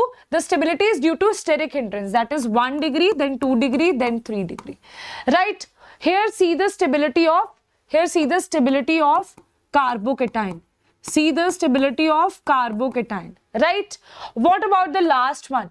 Here what we see in SN1, we see the, what is the configuration? There can be carbocation is formed, right? This side is left. There is only one side. There is only one side from where it can attack. So it is basically retent, or you can say, see, carbocation. No, this can form from two sides. Okay. So this is inversion of configuration, right? Inversion of configuration, or we can say racemic mixture can be formed. Racemic mixture can be formed, or simply just write inversion of configuration, right? Or in SN2 reaction, what will happen? You will have a transition state, right? You will have a transition state where bonds are getting, you know, wait, I'm writing it wrong. Wait. So there is a transition state. The bonds can actually, just a minute, students. So here the bond is getting broken, right? Here the bond is getting formed. So it has just one. There will be, okay, I've written the wrong thing here. So that will be, here it will be inversion, because it has just one side to attack, right? If we say this is your OH is getting, this bond is breaking, and here this new bond is in the formation stage. So you have just one side here, that is inversion. But when it comes to, so that is why this is inversion, right? That is why there is inversion of configuration. But when we talk about a carbocation, either it can attack from this side, either it can attack from this side, right? So what will form? Racemic mixture will be formed. Right? Inversion and retention, both products will be formed, so that we can say racemic mixture will be formed. Here, right? Okay, yes bacha, done. Okay, so now next one is which of the following undergoes hydrolysis? Glucose, fructose, galactose, or sucrose? See students, these three are monosaccharides. They do not undergo hydrolysis. Rather, when disaccharides undergo hydrolysis, they produce monosaccharides, right? So that again, D for dosa is the correct answer. So many dosas are here, right? So here D for dosa is the correct answer. Now students, sucrose, when it undergoes hydrolysis, it gives glucose and it gives fructose, right? Now this is dextrorotatory, this is levorotatory. Now, because of this inversion in configuration, now you'll say, ma'am, there is a retention, but the rotation of levorotatory is more than dextrorotatory, right? So that is why it is inversion of configuration. That is why sucrose is called invert sugar, right? Next one is, consider the following reaction sequence. Now tell me, what is this reagent called? We have done this so many times. What is this reagent called? Dilute KMNO4, cold dilute KMNO4. What is the name of this reagent? Can you name that? Everyone here, can you name the name of that? Can you name the name? What is this? Can you name the reagent here? Yes? Very good. Yes, bacha. Can you name the reagent? Let us see who is able to name the reagent. Yes, beta, very good. Invert sugar, okay, very good. Enzyme invertase, very good, Davina. Okay. Yes, Bayer's reagent, very good. That is called Bayer's reagent. Now I'll say one thing, that is Mehwari Jama. Okay, so that is Bayer's reagent. So now Bayer's reagent, what we will see, students? In Bayer's reagent, Now, when alkyne, right, when ethyne, you have reacted ethyne with Bayer's reagent, what will happen? You will have the formation here, the bond will break, this is H2, this is OH, this is OH, right? Okay, this will be formed. Now, when you again react this with PCl5, now when you react this with PCl5, what will happen? This is CH2, this is CH2, Cl, here the answer is going to be CH2, CH2, OH, OH, CH2, Cl, Cl. So answer is going to be C for Capto is the right answer, right? C for Capto is the right answer. So that is the correct answer. A and B product they have asked you, right? Okay, students. Next question is, which of the following is incorrect regarding Kolb's reaction? Which of the following is incorrect? The final product is salicylic acid. That is incorrect. They're talking about Kolb's reaction, right? Benzene, here phenol is getting converted to, phenol is getting, very good, very good, very good. So here phenol is getting converted to salicylic acid. That is the correct answer, right? Then students, what is the reagent used here, right? What is the electrophile used here? You use base and CO2 is the electrophile here. Yes, CO2 is the electrophile. That is also the correct thing. Now these kind of question can be asked from mechanism. What mechanisms are important? Reimer-Tiemer reaction, Kolb's, aldol, then you have aldol condensation, right? Then you have Gabriel phthalimide, Hoffman bromamide, right? If you don't want to do mechanisms of all the full complete mechanisms of organic chemistry, at least do these 5-6 mechanisms because they are very, very important, very, very important, right? Direct question can be asked from these mechanisms in this way, right? So next in acidification of phenol leads to formation of main product. That is the wrong thing. Phenoxide ion undergo electrophilic correct. That is again the right thing. So answer is C for Capto is the right answer. Yes, students. Next question 27. Just 3 questions are left. Compound which gives Cannizzaro reaction. Everyone, compound that gives Cannizzaro reaction. Right, aldol condensation, Cannizzaro reaction. Aldol condensation is given by those compounds which has alpha hydrogen, but Cannizzaro reaction is given by those compounds which do not have alpha hydrogen, right? So where there is no alpha hydrogen, where can you see? It has alpha hydrogen, it has alpha, it does not have. Okay, this does not have alpha hydrogen. This is basically this one, right? Benzaldehyde. So it does not have no alpha hydrogen, right? So this will give Cannizzaro reaction. This has 2, this has 6 alpha hydrogen. It has 3 alpha hydrogen. It has 6 alpha hydrogen. It has, this is alpha, it has, wait, this is alpha, it has 4 alpha hydrogen, right? So answer is going to be B. Right, B is the correct answer. That is going to give you Cannizzaro reaction because it does not have alpha hydrogens here. Right. Next one, students, the reaction of amide with bromine and alkali to form primary amine is called.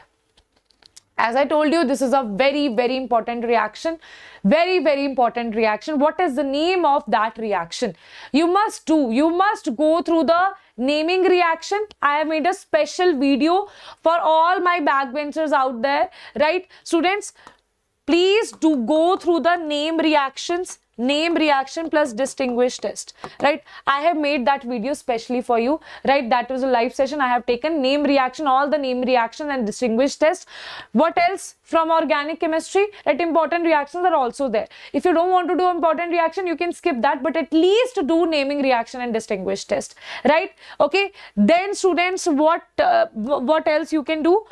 Exceptions of IOC.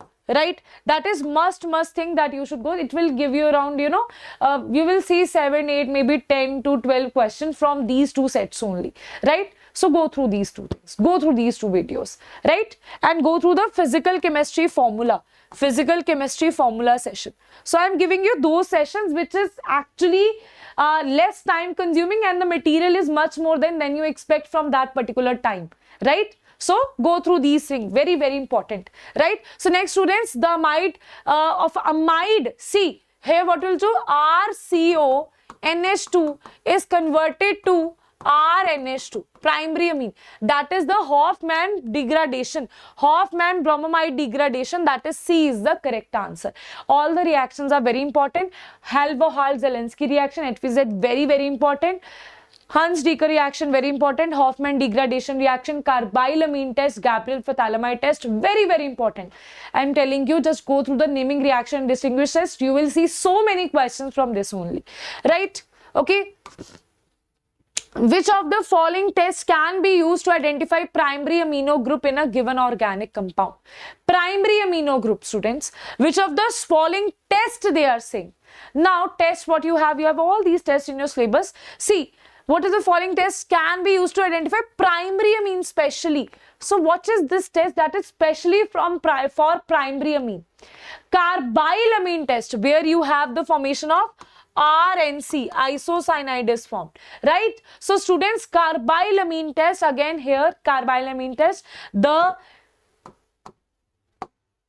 electrophile is CCl2 only. That is, carbene is the dichlorocarbene is the electrophile here, right? So this question is also asked that what is the electrophile in which is the electrophile in carbylamine test or isocyanide test, that is dichlorocarbene, right? Okay, so C is the correct answer. Now students, again, how iodoform test is also very, very important test. Don't skip this test. Okay, don't skip this test. Now, next one is last question of today, the Clemmensen reduction. You answer me that, I'll call Gopika ma'am, right? You answer me this one, I'll call Gopika ma'am, right? Okay. Okay. Yes, bacha. Yes, everyone.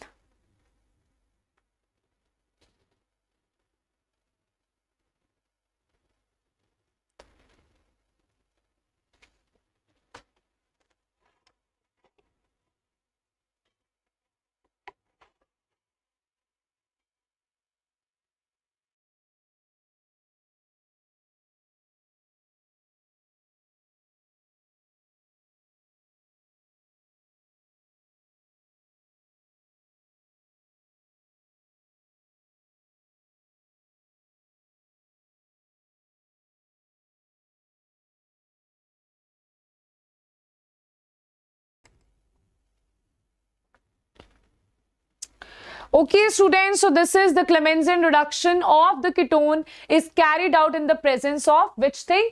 Clemmensen reduction and Wolff-Kirschner reduction, very, very important. Clemmensen reduction is, am I audible? No? So, Clemmensen reduction is carried out in zinc amalgam with HCl, that is the acidic condition. A is the correct answer. And students, what about Wolff-Kirschner reduction? Same as this one, but that is carried out in presence of dihydrazine, not dihydrazine, hydrazine in basic condition. Basic condition is glycol in presence of KOH is the basic conditions. Okay, yes, okay, here double bond O is converted to hydrocarbon. Double bond O is converted to this hydrogen, right? That is the reaction here. Yes, so E for, not C, Clemmensen reduction, students, they are talking. A for amazing Gopika ma'am, who is coming right now, right? Amazing Gopika ma'am is the correct answer. Okay? Yes, bacha. Okay. Everyone, any problem? Any problem? Yes, bacha. Yes, very good. So this was about A is the correct answer. And here we have completed today's task for chemistry section. Now Gopika ma'am is going to come and she is going to teach you biology.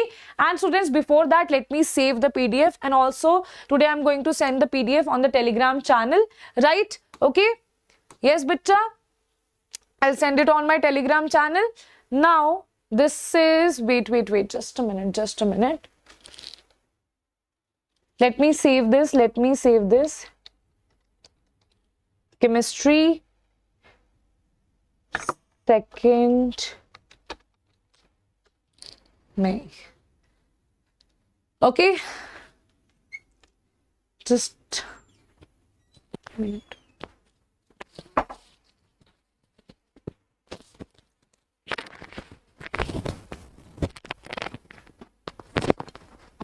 Take this. Over to you. Now, Yeah, I will import the PDF. yeah. Hello students, how are you all? One second. Ma'am is in Jammu Kashmir. Yeah.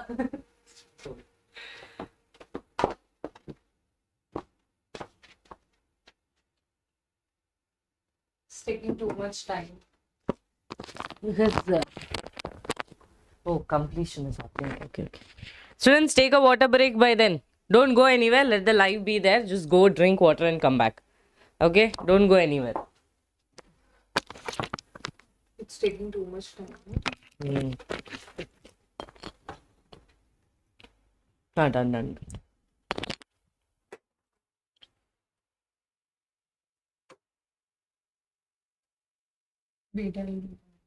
No, this one.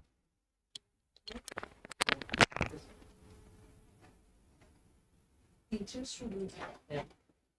Go to Gmail. Wait a minute. Totally. This is mouse on. Yeah. Can you open notes here? Oh, one second. Don't touch that. Because if I touch that, this mouse will be on.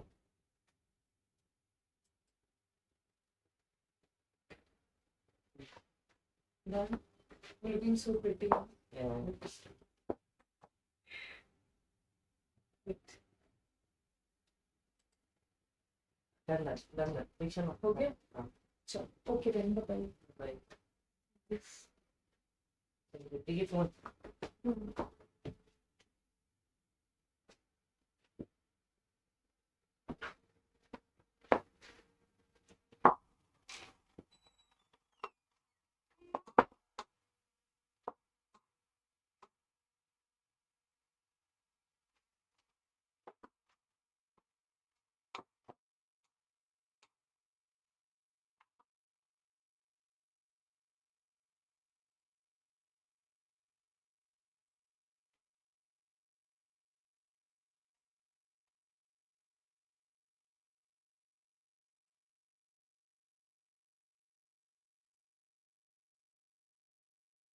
Okay, students, ready?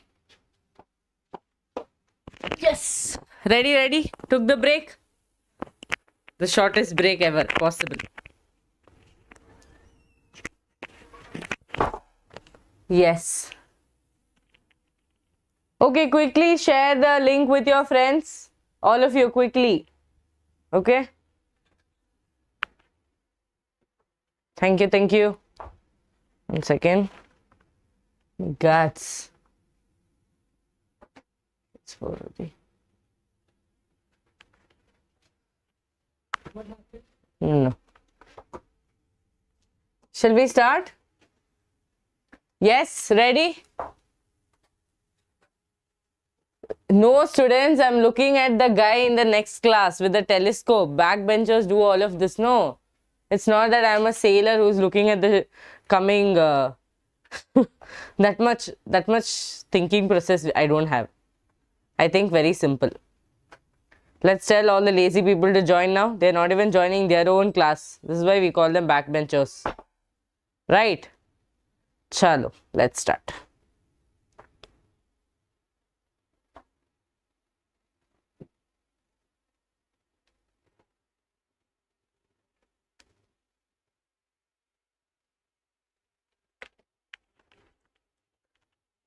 Yes, okay. Students, zoology. So those who are new to this channel, I am Miss Gopika, your zoology or your biology master teacher. Those who are new to the channel without subscribing, do not go, because this channel always puts the admit card. This channel gave the first notification that the admit card was out, even though it was, you know, at night 12, 1, whatever be the time, we always give updations. So do not forget to subscribe. Okay, that shows that you really like us and you want to be a part of this team. At the same time, do not forget to hit the like button and make it 1k likes, because I know for this hard work more than 1k we deserve, but I'm asking you less, okay, because I'm giving you discount. Chalo, let's start, students. First ever question. So this time I've taken a lot of questions from cockroach and frog, because some of the students were not finding questions from cockroach and frog. I thought I'll add as many questions as possible. Okay, yes. Come on, first question. Which of the following is an imperfect fungus? Okay, which of the following is an imperfect fungus? Alternaria, your trichum, trichoderma, all of the above. So, imperfect fungi, it is called imperfect fungi. Which one is called imperfect fungi?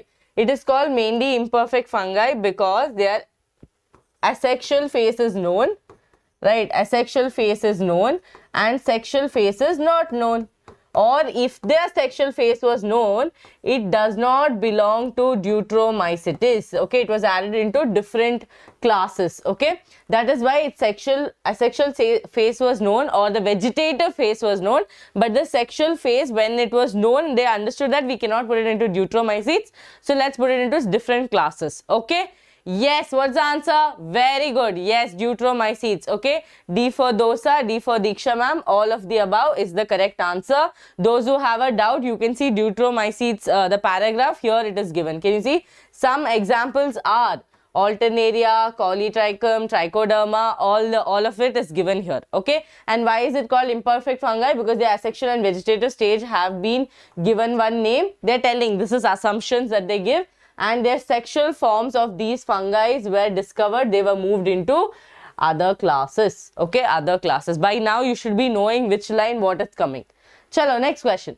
Which of the following statement is not correct regarding the class Ascomycetes? Okay, Ascomycetes, which is not correct. First one, conidia are asexual spores produced endogenously on the conidiophores. Ascospores are sexual spores produced endogenously in the asci. Aspergillus, Neurospora and Caliceps are Ascomycetes fungi.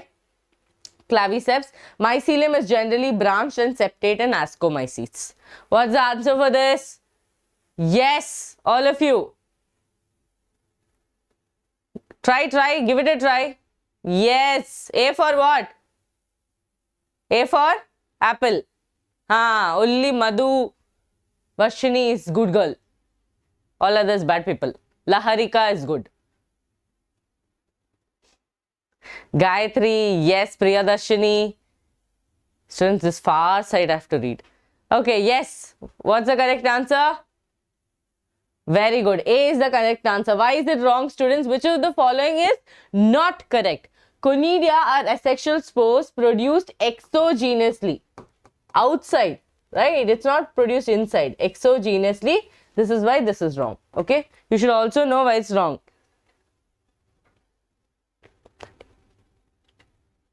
Okay. Next one. Study the given figure of the reproductive system. My gosh. Reproductive system of male cockroach. In which of the labeled part are sperms stored? Not produced. Sperms stored. Chalo, let's see here. We have A. Can you all see A? Yes, you can see. B, C and D is given. Okay. A, D is this. A is this. Phallic. Okay, let's not tell it. B, C. If I tell you all answer, then what will you people do? A. Where the sperm is stored. Sperm is stored. I'll move. Look at the option and tell me the answer. Let's see who is correct. Brinda, okay. Kartika, okay. A. Phallic gland. Mushroom gland, okay.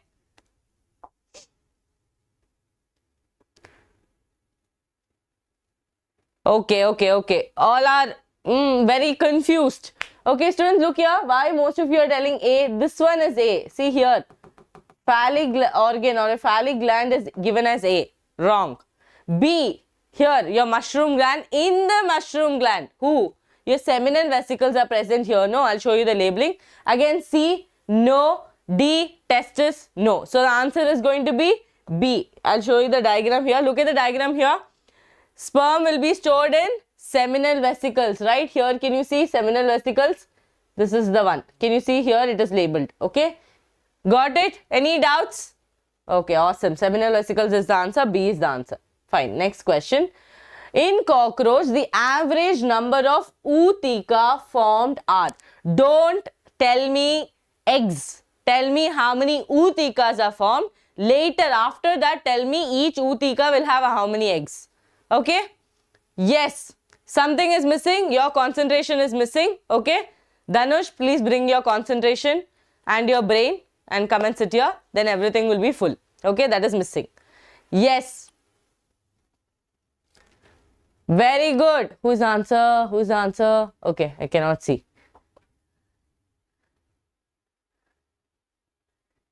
8, 9, 10. Okay.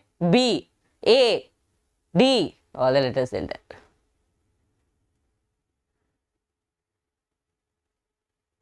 Okay, fine. A for Ames. Again, students, in cockroach, the average number of ootica. I'm not asking you how many eggs are there in each ootica. Egg is 14 to 16. No doubt. Each ootica will have 14 to 16 eggs. But how many ooticas are formed? That is 9 to 10. Correct? 9 to 10. Okay? Yes, 9 to 10 is the answer. Understood? So, question carefully you read one of the years, not now, 2016 or 15, they have asked, in cockroach, how many eggs are formed in each ootica? That time your answer should be 14 to 16. If they ask you ootica, this should be the answer. Got it? Don't confuse yourself. Okay? Chalo, next question. In the mouth parts of cockroach, the labium forms dash, while dash acts as a tongue. You know, you have mandible, labium, labrum, hypopharynx. Which is the answer? Which is the answer? Yes. Did you all make it 1K? Let me check. Let me check. Checking, checking. Fast, fast. Make it 1K. All backbencher conjuice.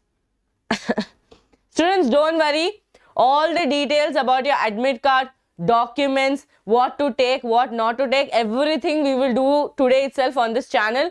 So don't search 100 videos and confuse yourself. I'm getting a lot of messages on Instagram as well as on Telegram telling ma'am, this ma'am told like this teacher told like this. Not required. Today we will put a video. All the clarifications will be given there. Please don't waste your time watching 15 videos. Just go and continue your preparation. Okay? We will do a short, sweet video. Yes, did you make it? Very good, 1K. Oh, little fear and all is there. Very good. Should be there. Yes, D for Diksha ma'am. Let's see if it's D. Yeah, oh, students, this is an extra option that I made by myself. Blank. Okay, this was supposed to come here. Okay, look here.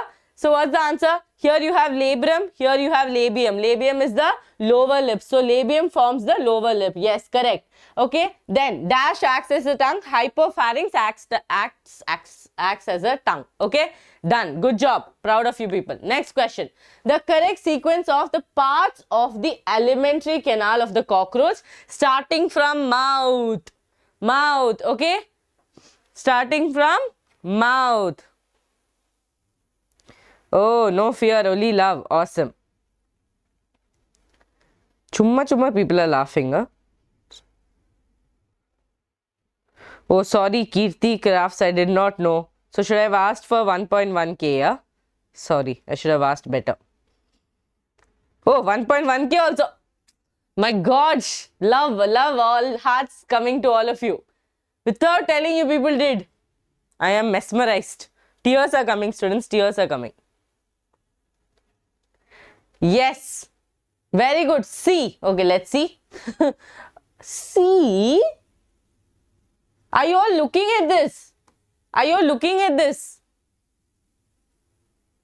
Whoever told C, I have to see you all.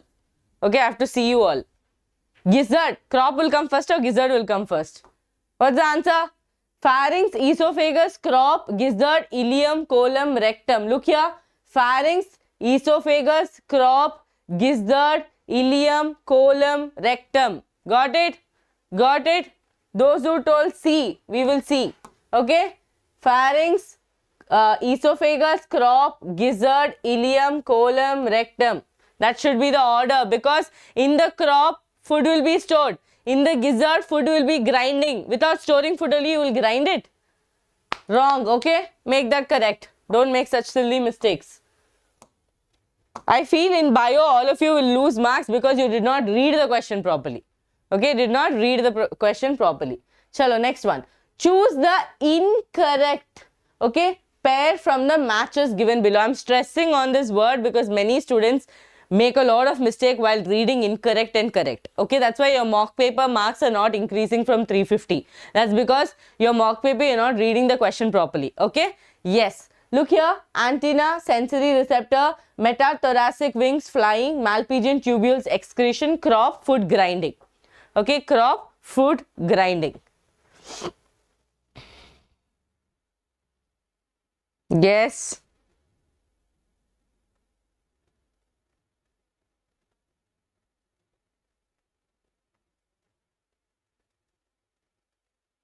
Where, D and B, lot of B. Students, why B is wrong? Yeah, you people tell me. Yes, exactly, exactly. What's the answer? D should be the answer. Just now I told you. Gizzard is the one which will do food grinding. Crop is the one that will do food storing.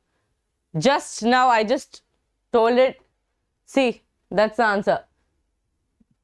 Dash is a chronic disorder in which the alveolar walls are damaged, due to which the respiratory surface is, okay, respiratory surface decreases. Okay, dash is a chronic disorder where the alveolar walls are damaged, and because of it the respiratory surface area decreases.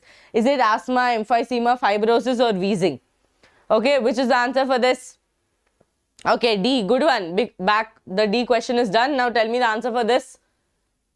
It's an exact paragraph of your NCERT, same to same line of NCERT. Okay, same to same line of your NCERT.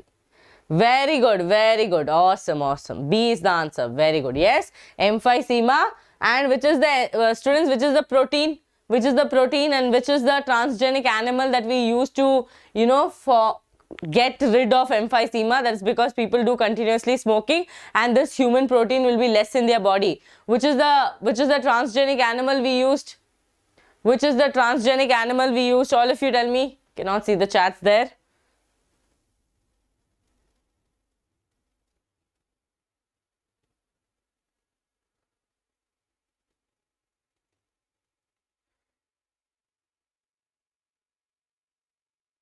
Thank you, Raj.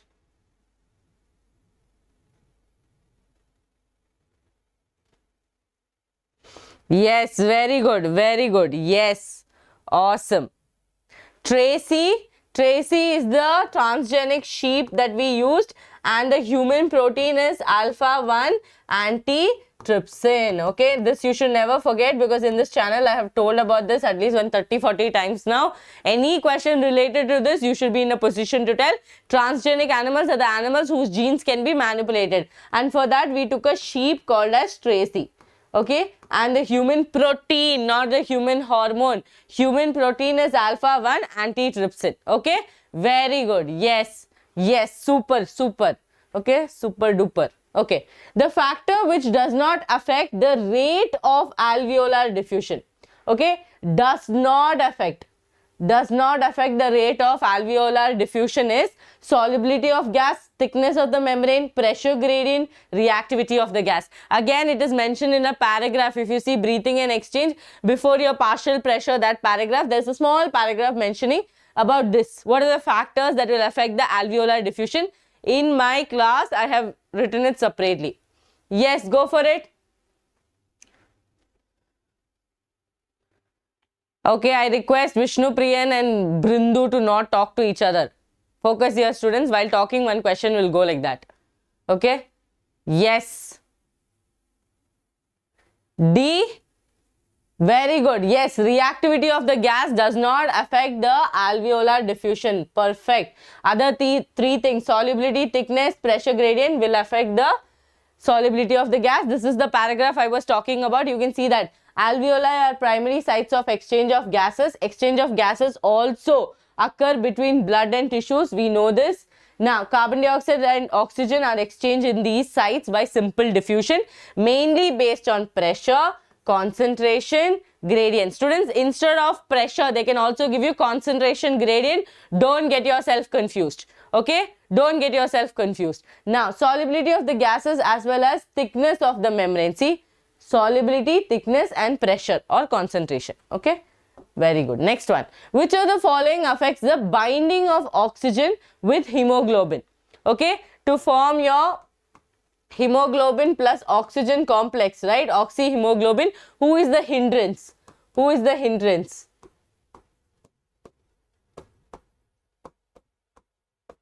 Who is the hindrance? Is it partial pressure of carbon dioxide? Is it pH value? Is it temperature? Or is it all of the above? Okay, is it all of the above?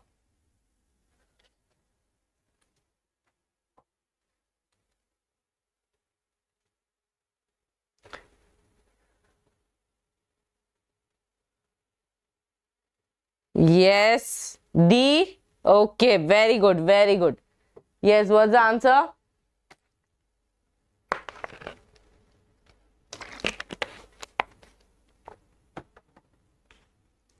Yes. Awesome, awesome. D. Okay, all of the above, that is partial pressure of carbon dioxide, pH value and the temperature. All of this affects the binding of your hemoglobin with oxygen. Okay, very easy questions, no? Each hemoglobin molecule can carry a maximum of dash molecules of oxygen. Now you have to remember the structure of hemoglobin and remember how many chains are there and how many oxygen can it take. Okay, how many oxygen can it take? Ha, Dora Buji. Okay, very good. D for Dora Buji.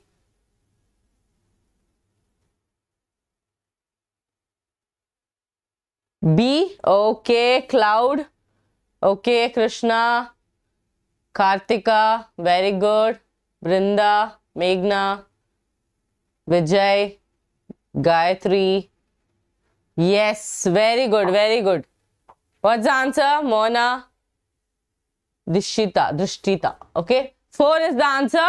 4 oxygen molecules can be taken by each hemoglobin depending on its structure, right? So because of the structure can only afford 4 because otherwise saturation will be reached. So 4 is the maximum. Now choose the correct option from A, B and C to complete the given data. This is the data given. Can you see? They have given A. Okay, they have given A. They have given B and they have given C. Okay. Now again options also are given. Now you have to tell which is the correct answer. How, like when I fill it, diffusion and osmosis should happen. Remember this always. Okay, diffusion should happen. Now A 40, B 95, C 40. Okay, partial pressure of gases, oxygen and carbon dioxide is there. Blood, deoxygenated blood, oxygenated tissues. Now which diagram will you remember? Which diagram will you remember? No, I will not show the answer. Give it a try. After that I'll show you. I'll show you the diagram. Yes.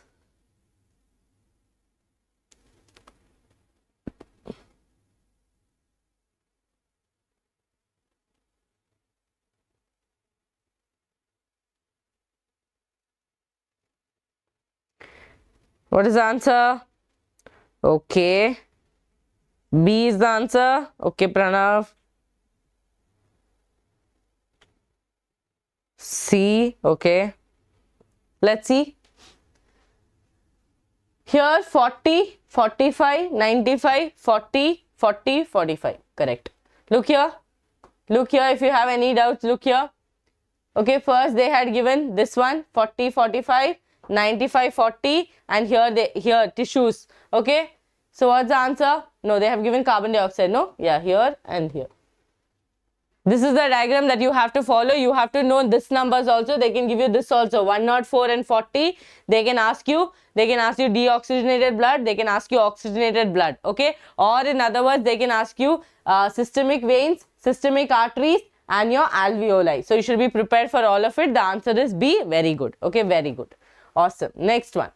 Most abundant and least abundant WBCs are. Which is the most abundant and the least abundant. Okay. Which is the most abundant and least abundant. Give it a try, all of you. Yes. Most abundant and least abundant.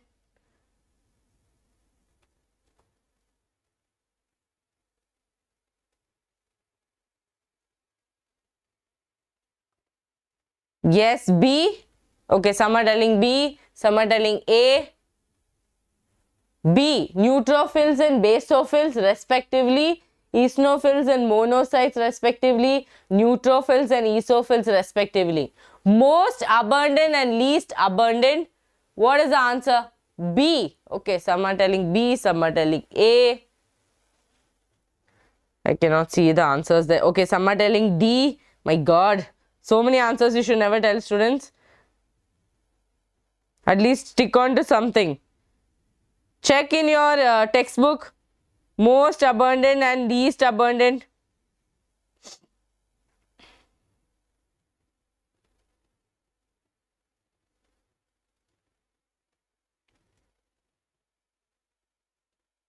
Okay, yes, most abundant is your neutrophils, least abundant is your basophils, right? This is around 0.1 to 1% and this is around 60 to 65%. Okay, yes, fine, correct. Or those who told B, okay, and okay, fine, done. Next one. Match the items given in the column 1 with those in column 2 and select the correct option. Okay, select the correct option. Okay, now fibrinogen, globulin and albumin, all this you know it's present in the plasma and I have made you write. Okay, I have made you write the function. Okay, yes, go for it. A1, B3, C2. So fibrinogen, osmotic balance, globulin, blood clotting, albumin, defense mechanism. You should not take a lot of time for this. Come on. Fibrinogen, blood clotting, globulin. Yes, very good. D is the answer. Yes, awesome. Very good. What is the answer? Fibrinogen, blood clotting, globulins, defense mechanism, albumin, osmotic balance. The option is D. Very good. Next question. To obtain a standard ECG, okay, to obtain a standard ECG, a patient is connected to the machine with dash, okay, with how many electrical leads? Remember, I had drawn a person in the class, okay? How many leads did I connect? How many leads did I connect? This looks like one liver. Such a horrible person.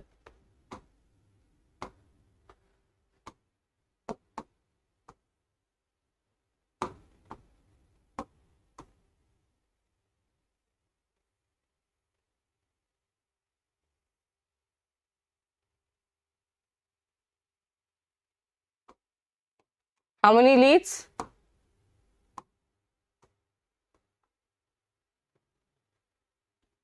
Yes, okay. 3, correct, perfect. So one here, and one on the right, right? One on the right.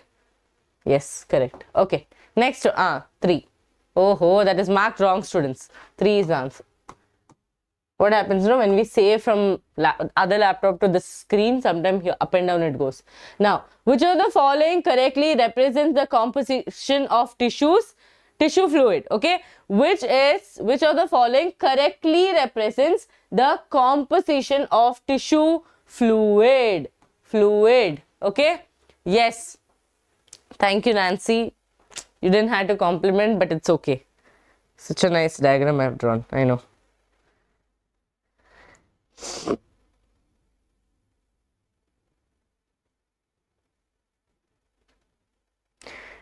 Give it a try. C. Some are telling C for this one. A. Okay. A. Okay. My God. C. Blood. Students, blood has only WBC and protein. I never knew. A. Okay. Think and tell. No, think and tell. What is missing? See, in everything, one or the other thing is missing. Only few of them are getting it right, others are all getting it wrong. Yes, A, very good, yes. What is it? Blood has most of the formed elements and larger proteins. A is the correct answer. Here, what is missing? Here, your platelets is missing. Here, again, RBC is missing, platelets is missing. Again, plasma also, right? So, look here, the answer is A. Next one. If due to some injury, the chordae tendineae of the tricuspid valve of a human heart is partially non-functional, what will be the immediate effect? So those who forgot coordinate tendinae, let me just show you. 1 second. Look here. Here your coordinate tendinae is there. Here can you see coordinate tendinae here, which will actually help in the tricuspid valve to be in place. Okay, coordinate tendinae make sure that the tricuspid valve will be in place. Now what happens if the coordinate tendinae becomes non-functional? Then there are chances that the backflow of blood can happen. Agreed or disagreed?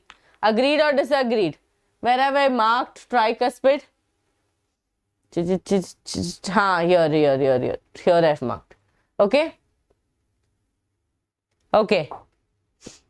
Yes. What will happen, students? Backflow of blood will happen, or the blood will keep moving back. Yes. Okay. Okay, Gunashri. Bye. Bye bye.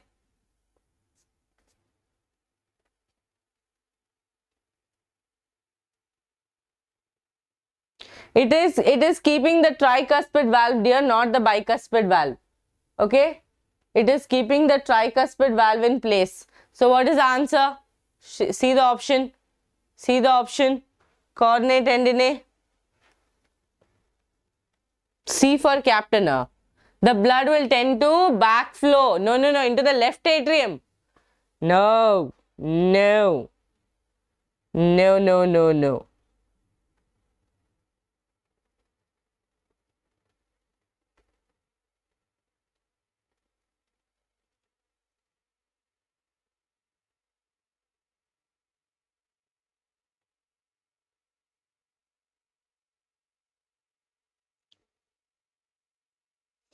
Yes. Okay, let's see the answer. Don't get yourself confused with left and right. It is on the right only. Coordinate tendinae will keep the tricuspid. Where's the tricuspid, right or left? Think like that. Okay, it's going to keep the tricuspid in place. Immediately it does not function. The blood will go back. Right? Yes. Okay. D is the answer. Very good. Very good. Yes. Very good.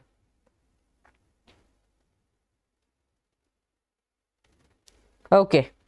Okay, very good. That is, the flow of blood into the pulmonary artery will be reduced. Okay, that is the immediate effect. Okay, definitely backflow of blood will happen, but not to the left atrium, to the right atrium. Okay, something is pulling like this and holding, immediately it leaves. It's not functional, the blood will go back. Okay, okay, fine, awesome, very good. I thought all of you will have confusion, but all of you did good. Okay, yes. Read the given statement and select the correct option. Okay. Kidney are situated between the last thoracic and the third lumbar vertebrae. Ureter, blood vessel and the nerves enter the kidney through hilum. Both the statements are correct, wrong, incorrect, correct. What is wrong? What is correct?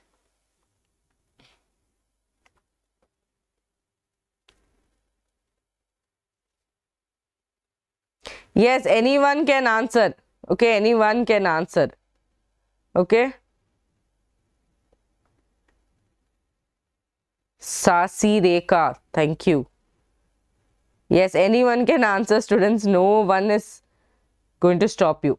Students, we didn't become 1.2. I'm sure some people are not liking. Okay, some people will be there who will not like. They'll be like, I'll do free. You do free, but like is, you can do like, no? You can definitely like. Both D and A are same. Okay, then make this incorrect, no? Both 1 and 2 are incorrect. See, incorrect, students. Here one space has come. What, yeah, people? For this and all, you will ask me question. See, incorrect. Okay, very good. Both the statements are correct. Yeah, even I agree with you. Yes, next one. Which of the following statement is correct? Okay, so many incorrect and correct. Vasa recta is well developed in cortical nephron. PCT and DCT are situated in the medulla of the kidney. The glomerulus encloses the Bowman's capsule. The ascending limb of Henle's loop extend as DCT. Which of the following statement is correct? That means 3 of them are wrong. Only 1 is correct. Find it out. Find it out. Vasa recta is well developed in cortical nephron. How did I teach you? How did I teach all of you? No, I think you people are telling for the previous one, no? You're telling for the previous one, I believe. 500 is possible now only depending on your preparation, Reshmi.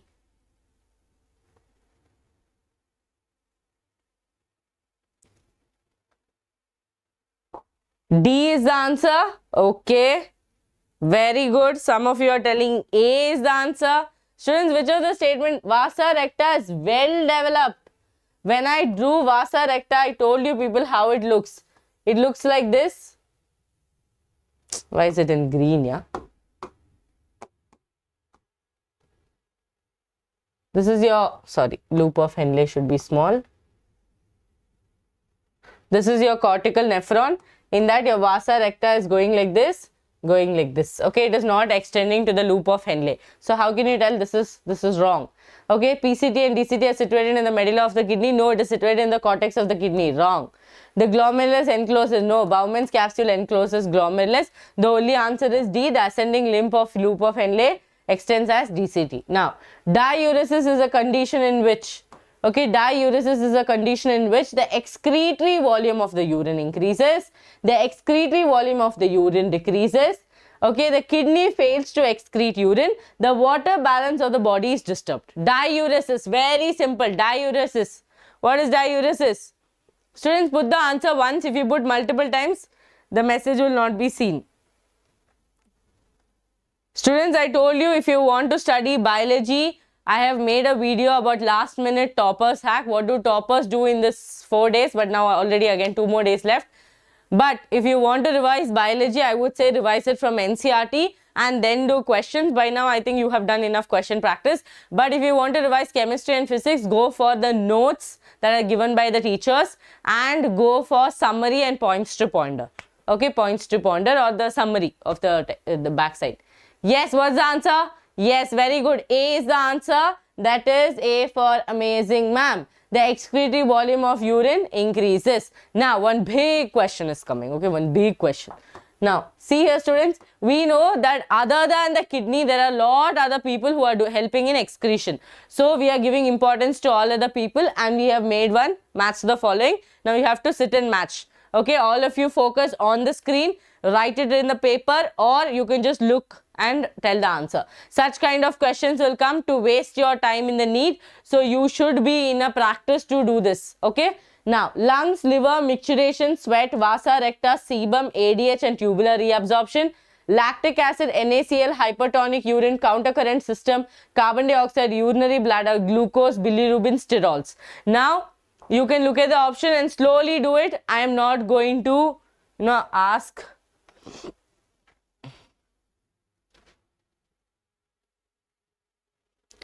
Oh my God, look at the speed. Wow, wow, wow, wow. Amazing, amazing.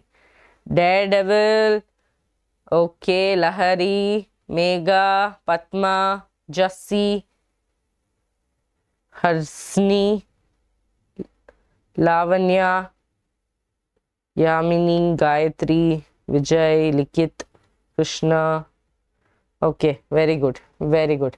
Madhu, Nayana.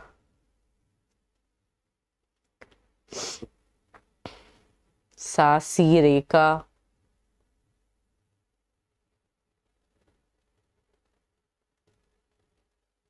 Okay, yes. What's the answer? A is the answer. So fast you people are. NTA will be like, okay, leave. I cannot play with this Vedantu NEET English students. They are super fast. They did not even waste more than like 1 minute for this question. Right? A is the answer. Agreed? Okay, I don't want to match it and scratch on the screen, but then A is the answer. All of you got it right. Chalo, next question. Which of the following is not a bone? Which of the following is not a bone that fuses to form a coxal bone? I had given you a trick. I play in class. Okay. I fuses to form C. That's your coxal bone. Now you have to tell me which among this is not a bone that fuses to form the coxal bone. Basically, which is not belonging.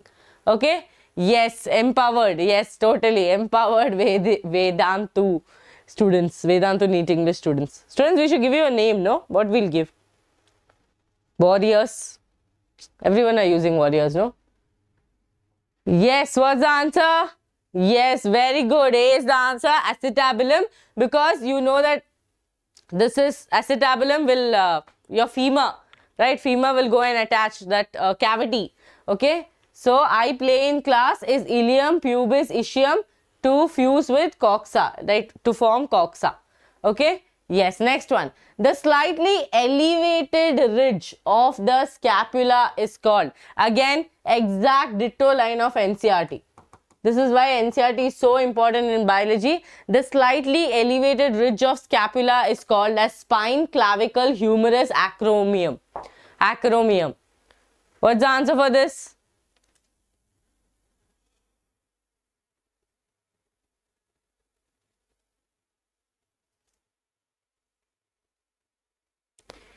Yes. Oh, not B. Why you people telling B, yaar? Students, this is the exact line of NCERT. Shall I show you the line? Then you will feel bad. Spine is the answer, no? Slightly elevated ridge. See, look here. I'll show you the answer. Look here. The dorsal, flat, triangular body of the scapula has a slightly elevated ridge called as the spine. I have even highlighted it, which projects as the flat expanded process called as the acromion. Okay, the process is called acromion, that is not called spine. Okay, spine is the slightly elevated ridge. Okay, slightly elevated ridge. Fine. Next one, read the following statement. A myofibril is functional unit in an involuntary muscle. During muscle contraction, actin filament slides past the myosin filament towards the middle of the sarcomere. ATPase activity is found in the actin filament. Cardiac muscle is voluntary. How many statements are correct among these 4 statements? Okay, how many statements are correct among these 4 statements? Vedant Leos. Vedant Leos. Students, after May 5th, we will find a name for us. Okay, after May 5th, we will find a name for us.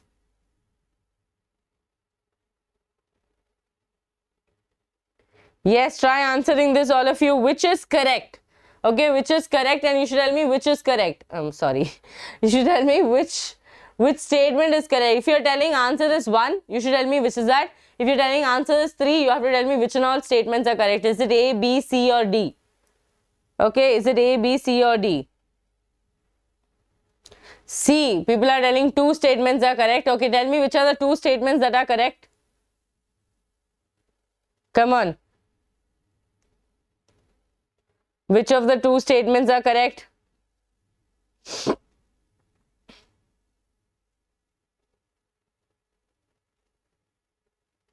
Okay, ma'am, 4 is involuntary and ATP is myosin. Okay, what? I did not understand. Statement B is correct. Okay, very good. C also is correct. Why? ATPase activity is found in actin filament. No, it is found in myosin filament. Sliding filament theory, ATPase is present.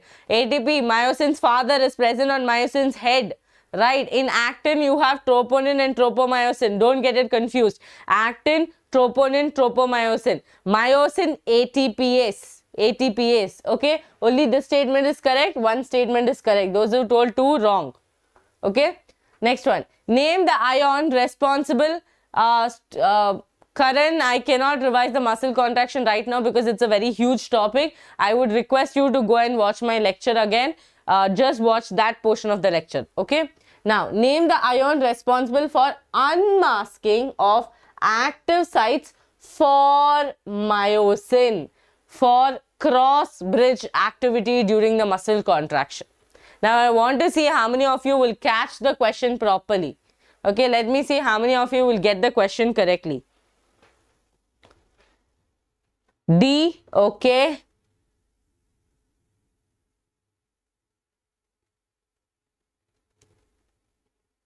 Wrong, Anmol. Wrong.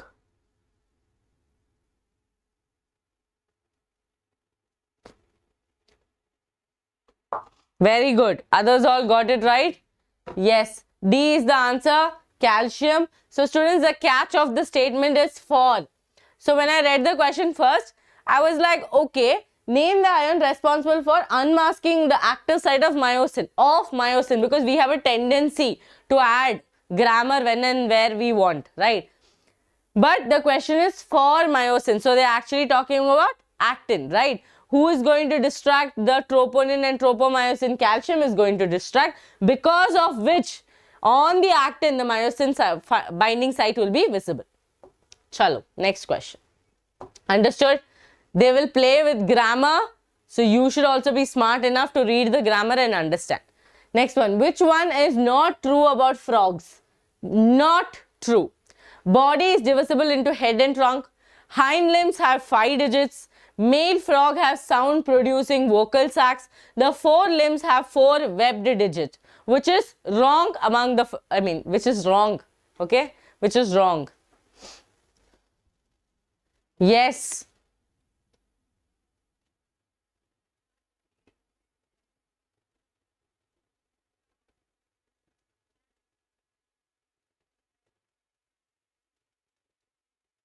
Frog question, yes.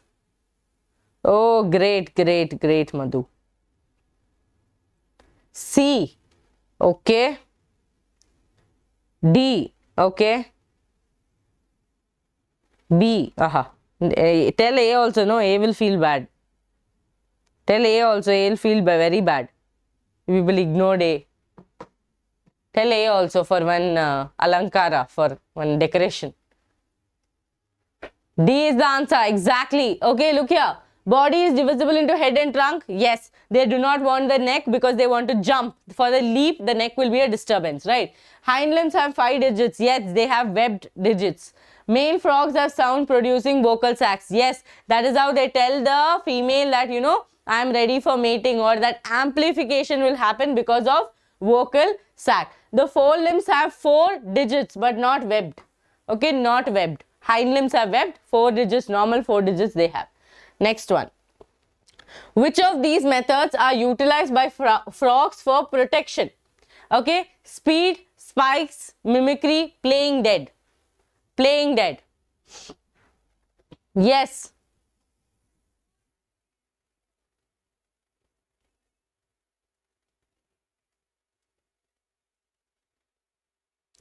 What's the answer for this? Which of these methods are utilized by frog for, you know, protection? How do they protect themselves from the predators? D, playing dead. Hey, they don't have time for all that.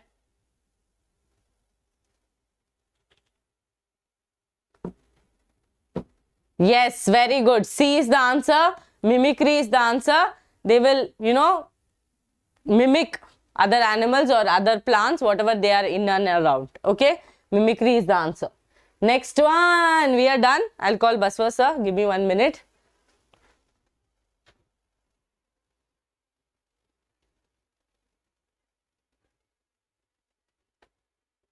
Students, tomorrow is the NEET replica paper. Do not forget. Come, come. Yes. Mimicry is copying another organism or a plant or anything. Camouflage is completely changing the color. Right. Yes, students, tomorrow is the mock paper. So do not forget, a reminder to all of you. May 3rd, that is tomorrow, you have from 2 to 5:20. Our classes will get over in the morning. Do not worry about the classes. Go and attend this mock paper. The link is directly in the description box. See, you can enroll for NEET replica mock test for free. Okay, that is the first. Second one is 500 most repeated questions you will get. Almost 1000 repeated questions you will get. If you don't want to attend the mock paper, during that time, practice these questions. I keep telling you again and again, practice makes a man perfect. Okay, even if you have completed the syllabus, know the concept, there are chances that you're not that good when it comes to solving questions. Okay, that's why even the easy questions become difficult, and for some students, difficult question also becomes easy. Okay, it's not that the question is very difficult, it totally depends on your preparation, right? Okay, so thank you so much for joining. Take care, stay hydrated, stay positive. Do not waste a lot of time in unnecessary things and watching multiple videos. We will be giving you all the details about all the documents and everything. Okay, got it? Yes. Okay. What are you doing, ma'am? Yeah, they did really well today. All Yeah. this one? All the questions. All the backbenchers are happy? Yeah, all the backbenchers are happy. No. Yeah, I am offended. Don't run away now. They'll run away, Phil. Do not run away. I'm offended by dosa. So much dosa is happening in the chat. D for dosa, ma'am. D for dosa, ma'am. Diksha. This for dosa. She loves dosa though. Yeah, but we have kind of, this time we have manipulated her and we are not giving me. We dosa. made her eat McDonald's. Exactly. Okay, thank you. Should I Teacher studio. save this? No, it's fine. Teacher studio is on. Open. Yeah. Yes. Let me download my presentation, students. Once again, give me a minute. Let me just close this. And my presentation will open. Wait.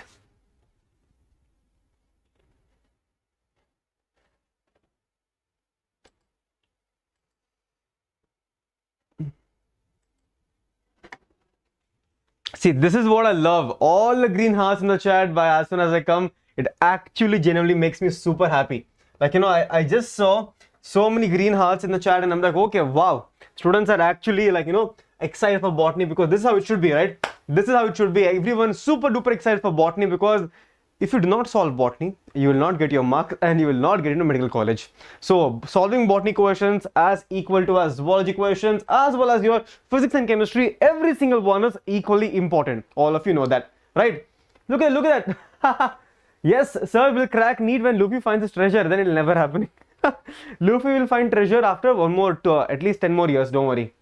So, are you excited, students? Are you excited for your botany classes now? Yes, are you excited? Now, students, I have beautiful questions. Again, as usual, beautiful questions are there. Let's see how many of you can solve the questions. Now, let's pick up the pace now. Since it's going to be a backbenchers class, let's quickly solve the questions as backbenchers. So I want I want every single one of you to participate because all of you know you are super duper excited because even I am super duper excited, right? So students, quickly I want everyone to start the answering questions one by one. I want everyone to participate. I want every single one of you to participate and let's start to enjoy the botany questions. Students, as you know, this is the backbencher session we have here. Look at me. I'm looking at throwing paper at someone. Gopika ma'am is looking somewhere. Shreyas is looking at someone else. But okay, we'll solve the questions now. The first question here, students. All of these are easy questions. These are the questions which are going to be direct, easy kill questions. See, yesterday we did tricky two-step process. Today questions are really tricky questions. So today we are doing easy kill questions one by one. The main plant body in bryophytes. Quickly tell me in the chat, what is the main plant body in the case of bryophytes? I want everyone to spam the answers. Everyone to spam the answers. Yes? A4 aims? Yes? I want everyone to be super active. I want everyone to be on point. I want every single one student to be boosting with confidence. All the confidence should should come from inside, right? What is the answer? The main plant body in the case of your bryophytes is gametophytic in nature, and all of you know gametophyte is haploid in nature. Gametophyte is haploid in nature. Next question, students. In mosses, creeping, green, branched and frequently filament structure is called as. In the case of your mosses, moss head, okay, we have protonema, rhizome, rhizophore, or all of the above. Quickly in the chat. A for aims, A for amu, A for so students, how many of you know what is Thambi? I was talking to one of my friends yesterday. They're like, call your students Thambi. Let's see the reaction. Later he told me Thambi means brother, and it makes sense, right? So see, all of you are very young to us and we consider you as more of a brother and sister also. So Thambi, yes, knew what I learned yesterday. So it's a protonema stage. Now quickly tell me in the chat, is the protonema haploid or diploid? Is it haploid or is it diploid? Tell me quickly. Tell me quickly, is it haploid or diploid also? Okay. It's fine, I know. Okay, next question. In majority of the pteridophytes, all the spores are similar kinds, such are called as heterospory. Is it heterospory? No. It is a heterospory? No. So in the case of pteridophytes, students, in general pteridophytes, there is a spores which are looks very much alike. They look alike. They are called as your homospory. When they look alike, it's called as homospory. Right? It's called as homospory. Now, students, can anyone in the chat tell me example for heterospory? They can ask a question, right? Sir, what are the examples of heterospory? There are two examples in the chat. Two examples in the textbook. Quickly tell me those two examples also. Quickly. And also, what do you call for a brother in Telugu? Also tell me. I want to learn that also. Telugu in brother. I forgot. My friend told me. I forgot. Now, heterospory also tell me. Next question. In cycles, the specialized roots are associated with N2 fixing cyanobacteria. It's called as. Students, I am making you understand where the questions will come from. From your plant kingdom chapter. I'll tell you from plant kingdom chapter. Listen to my words very carefully. In the case of your plant kingdom chapter, the main questions are going to come from either the algae. All of you are perfect with algae? Yes, green has in the chat if you're perfect with algae. Or the questions will come from your gymnosperms in such a manner. Either it's going to be taproot or it's going to be your cycas or pinus. That's it. Then students, in your plant kingdom from bryophytes and pteridophytes, they can ask you heterospory as well as they can ask you the haploid diploid condition. That's it. Your entire plant kingdom chapter is over. Done. Yes? Right? What are you saying? Big brother Anna. Okay, Anna. Anna sounds nice. Okay. Anna sounds nice. Okay. So what is the answer here? In cycles, specialized roots of association with nitrogen fixation in cyanobacteria is called as colloid roots. They are called as what? Colloid roots. So all of you are comfortable with plant kingdom now? All of you know how to solve plant kingdom? See, today I'm making you realize this is the sessions where you need to realize where the questions will come from actually. So if everyone is confident with plant kingdom, quickly green hearts in the chat, because you know the questions will either come from algae, questions will either come from pteridophytes, the spory part spores. In bryophytes, they can ask you protonema, and in gymnosperms, they can ask you either colloid roots or they can ask you about your mycorrhizal roots. That is in case of your pinus. So these two questions will come. Apart from that, nothing will come. Don't worry, you're set. Next questions. The lipids which are found in your cell membrane. Now we are looking at biomolecules chapter. We are looking at biomolecules chapter now. I'll tell you exactly where the questions will come from in biomolecules also. I've been telling you. In biomolecules, 90% of the questions for sure comes from the tables. I've told you honestly, I'll tell you 100 times I've told you, especially the tables of your protein as well as the table of your, which one? The secondary metabolite table. Remember that table, students. You will remember my words after NEET examination. You'll be like, sir, Baswaraj sir told me where question will come from.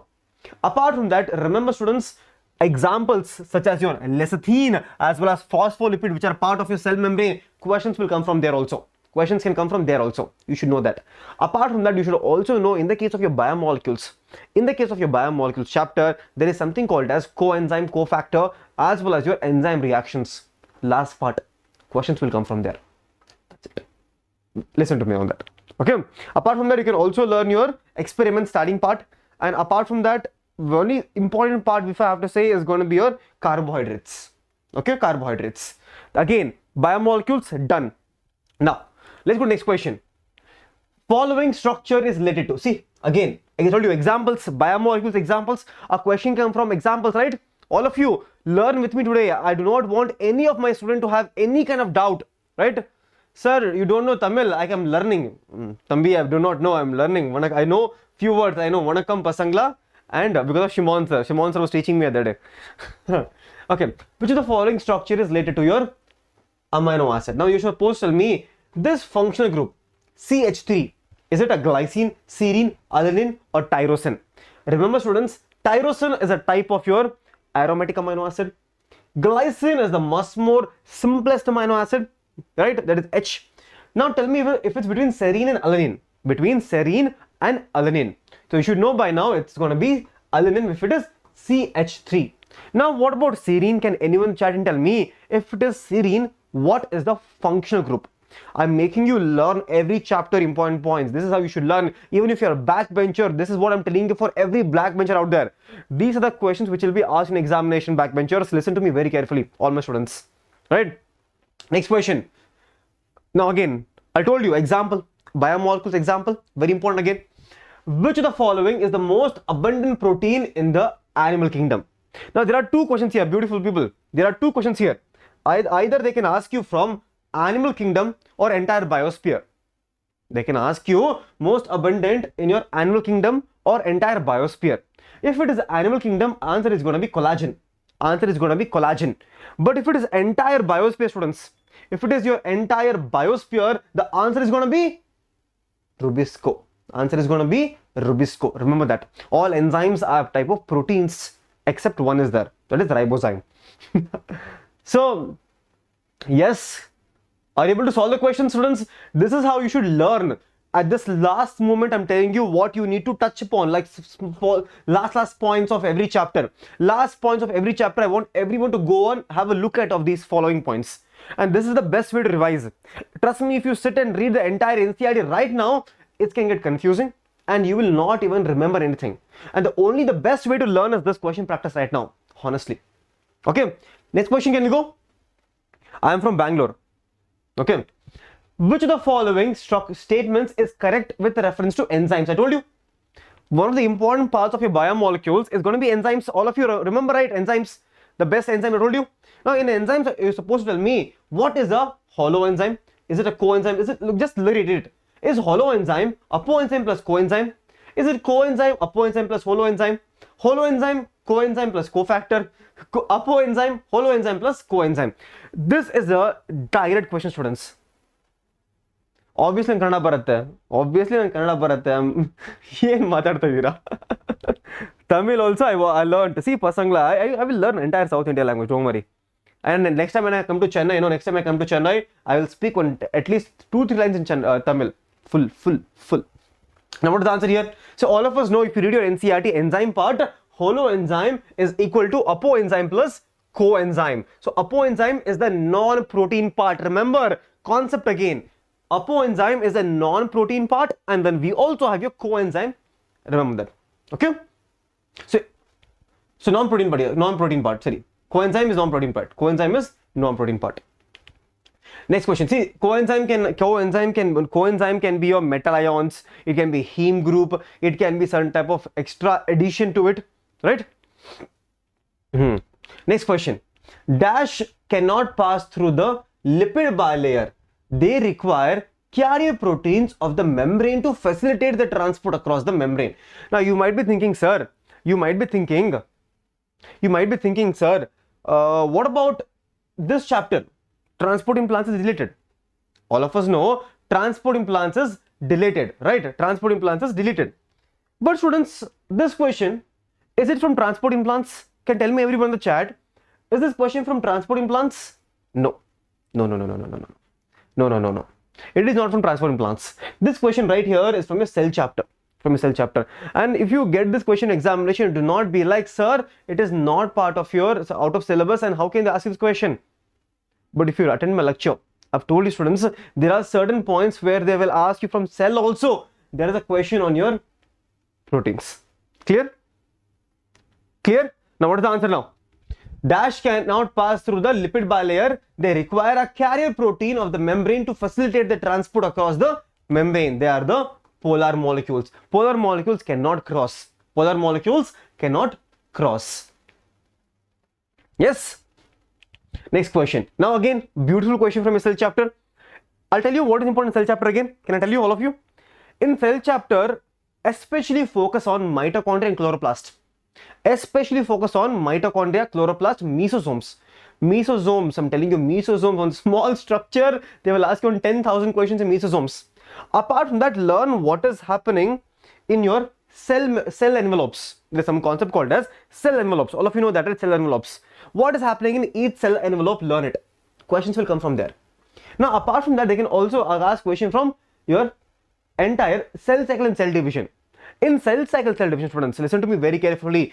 These are the final tips which I can give you regarding every single chapter. Final tips. And if you focus on these final tips, and if you just revise these final tips now, you will get extreme marks. I'm telling you. This is my guarantee. If it doesn't get, come and hit me. Okay. Now, in your cell cycle chapter, students, learn what is happening in your G1 phase, S phase, G2 phase. Apart from that, if you have time, please go watch my one shot on cell cycle and cell division. Within just 1 hour, you can finish the chapter. Just 1 hour, you can finish the entire chapter. So go watch it. I'm telling you, meiosis, especially prophase 1, many questions will revolve around prophase 1. Prophase 1, many questions. Okay, you don't get revolve here, it should not revolve there. Now, what is the answer here? Which of the following when it is not correctly matched in the phase of cell growth? Second phase, period of cytoplasmic growth. First phase, most of the organs duplicate. Interphase, phase of preparation of cell cycle. DNA synthesis, doubling of number of chromosomes. Do you see doubling number of chromosomes or doubling DNA content? See, we know in the case of your DNA synthesis phase, which is your S phase, there is no increase in chromosome number. There is no increase in chromosome number. There is increase in DNA content. Concept clear, all of you? Clear, all of you? Yes. Done. See, I can make you just solve the questions and go. I can just go, see, read the question and then solve and go. I can tell you that. But I will not do that, students. I will not do that today. I want every single student of mine to understand what is actually important in the last final movement. Especially if I tell you recombinase enzyme is involved in which phase of meiosis. I've told you yesterday's class. I've told you in yesterday's class what happens in your, where is it? First step, Pachytene. I've told you what happens in Pachytene. Recombination nodule formation. What happens in your zygotean step, right? Bivalent tetrad valent formation. Yes, I've told you what happens in your diplotein stage, chiasmata. So every single step I've told you, right? Every single step I've told you what exactly happens and learn it that way. And remember, students, a recombinase enzyme is present in your Pachytene stage where you have recombination nodules and there is crossing over is happening. Crossing over is happening, right? Crossing over is happening. Amazing, all of you are. And students, at the end of today's session, I'm taking some of the questions from Telegram. I thought I could take more questions, but in tomorrow's session, I'll take more questions. I'll come to that. In the end, I have some Telegram questions also. Can you see? In the end, I have some Telegram questions also. Can you see here? All of you can come to my Telegram and I've added the questions also from Telegram. I've taken some questions, but in tomorrow's class, I'll take more questions. Don't worry. All your doubts will be cleared on this channel. I don't want anyone to, go back and, tell that, no, sir, Baswaraj sir didn't clear my doubt. Okay. Now, what is the next question, students? What is the next question? Significance of meiosis. Now, there is a small paragraph, if you notice in your NCERT, significance of mitosis, significance of meiosis. Read that also. Read that part also. Now, what is the significance of meiosis? Production of genetic variability, maintaining of number of chromosomes through the generations, formation of basis of evolution, or all of the above. Tell me. All of the above, tell me. What is the answer now? Arvil, Ashwin. Yes, I want. What is this? There's no energy in the chat, huh? Keep talking to yourself. Don't worry, admit card. I will tell you about admit card later. Meghana, come on. I want students. It takes a lot of time to prepare these questions. Go on, find questions on each concept, each chapter. Questions you should not repeat. Realize that how much hard work that is.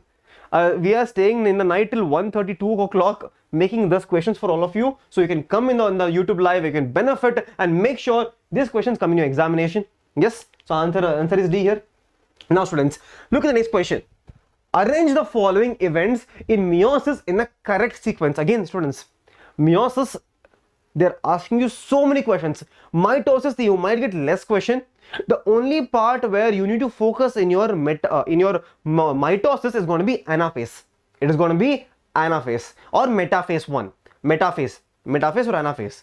But when it comes to your entire meiosis, you need to focus on meiosis 1 more. Meiosis 1 more and more. Right? Look at this one. What is the answer here? Sequence of arrangement of events in your meiosis in correct sequence. See, all of us know first is what is happening. There is formation of synapses. Yes. Crossing over, termination, disappearance of nucleoid. Yes. Synapses formation. Then we have crossing over. Then we have termination, which is in your last stage. Then disappearance of nucleolus. Clear?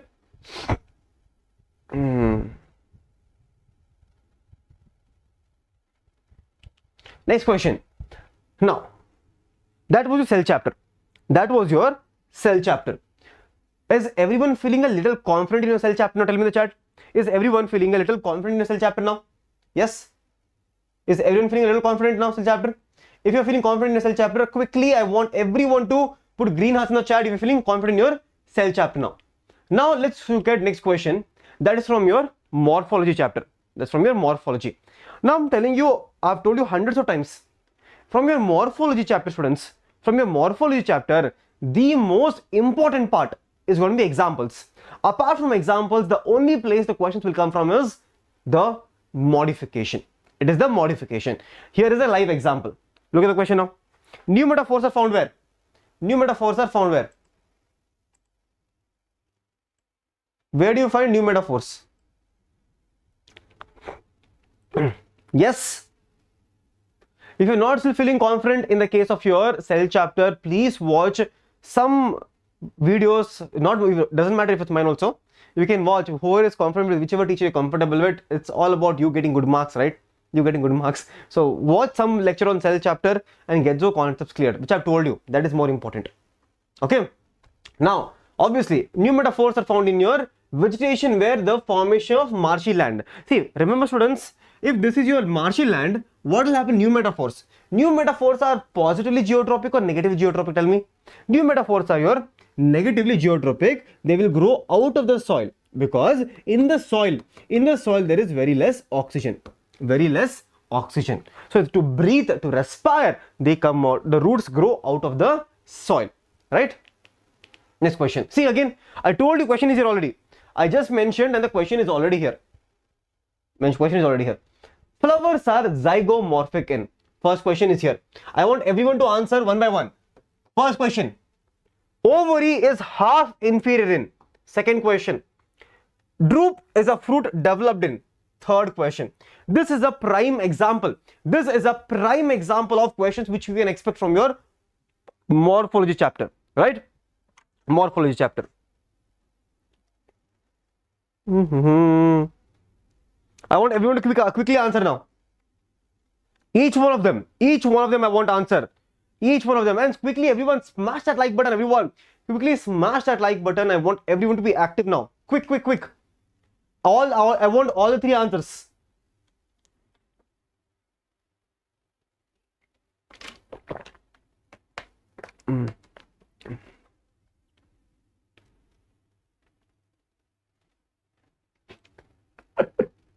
Beautiful. All of you are like super active now. This is what I want from my students. This is what I want all of you to do. Make us proud and get into your medical college now. What are the answers now? Let me show the answers. It's your Gulmohar, in half inferior, in plum, peach and roses, right? Mango is a type of drupe. Mango is a type of drupe. How many of you got it correct? Honestly tell me. Honestly tell me how many of you got it correct. Don't cheat now. No cheating.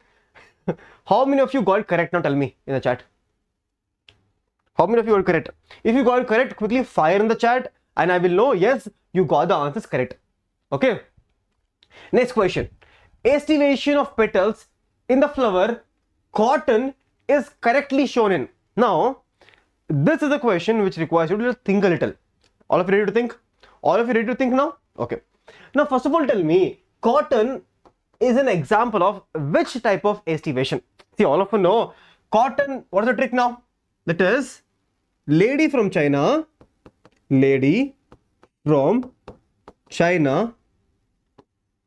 has a twisted cotton.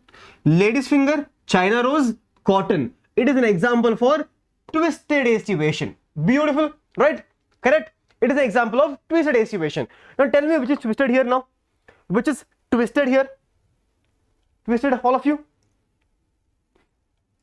Which is twisted here? All of you know my trick? No, all of you know the trick. No, trick is very important here. Twisted estivation.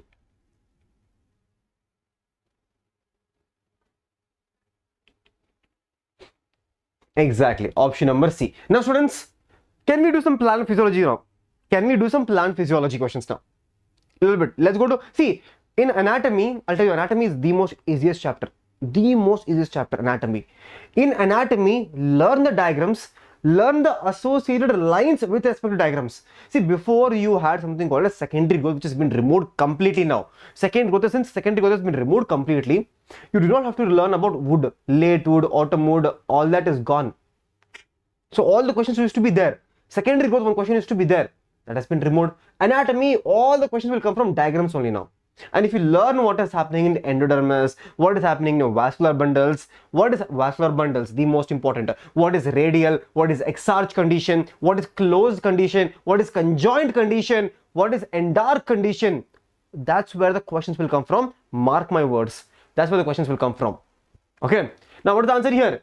In photosystem 1, the first electron acceptor is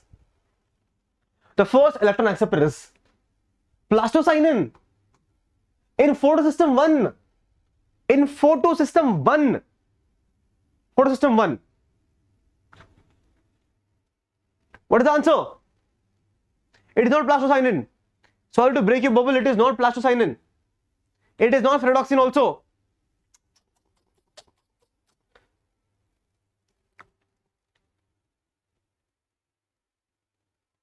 Exactly. Who told the answer now? Lakshmi. Awesome. Lakshmi is the correct answer. It is iron sulfur centers. Remember, in the case of your PS1, when the electrons are sent by the first electron acceptor is FES, iron sulfur centers. From iron sulfur centers, then it goes to FD, then it goes to PY or PQ, and everything goes on. Okay, then it goes on. First is FES, sulfur centers. Do not make this mistake again. Students. Okay? All of you will not make the mistake again, right? Or we want to make the mistake again? Do you want to make the mistake again? Huh? Or you want to lose the marks? Don't lose the marks. This is the right answer.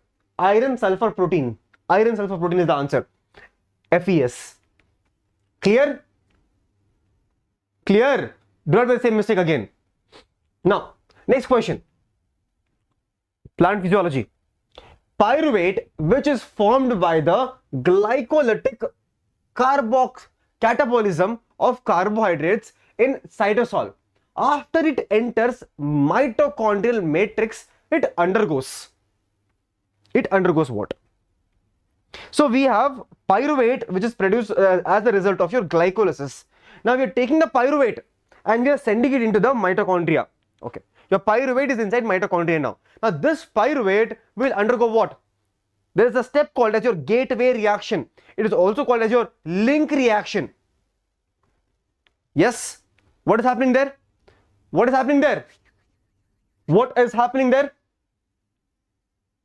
Oxidative decarboxylation. Amazing, all of you are. Yes, it is oxidative decarboxylation. Now what is happening? See, remember, in oxidative decarboxylation, pyruvate is losing a CO2. It is undergoing oxidation. One second, students. Oxidation, and it is producing your acetyl CoA. Next question. Which acts as the final hydrogen acceptor in electron transport system?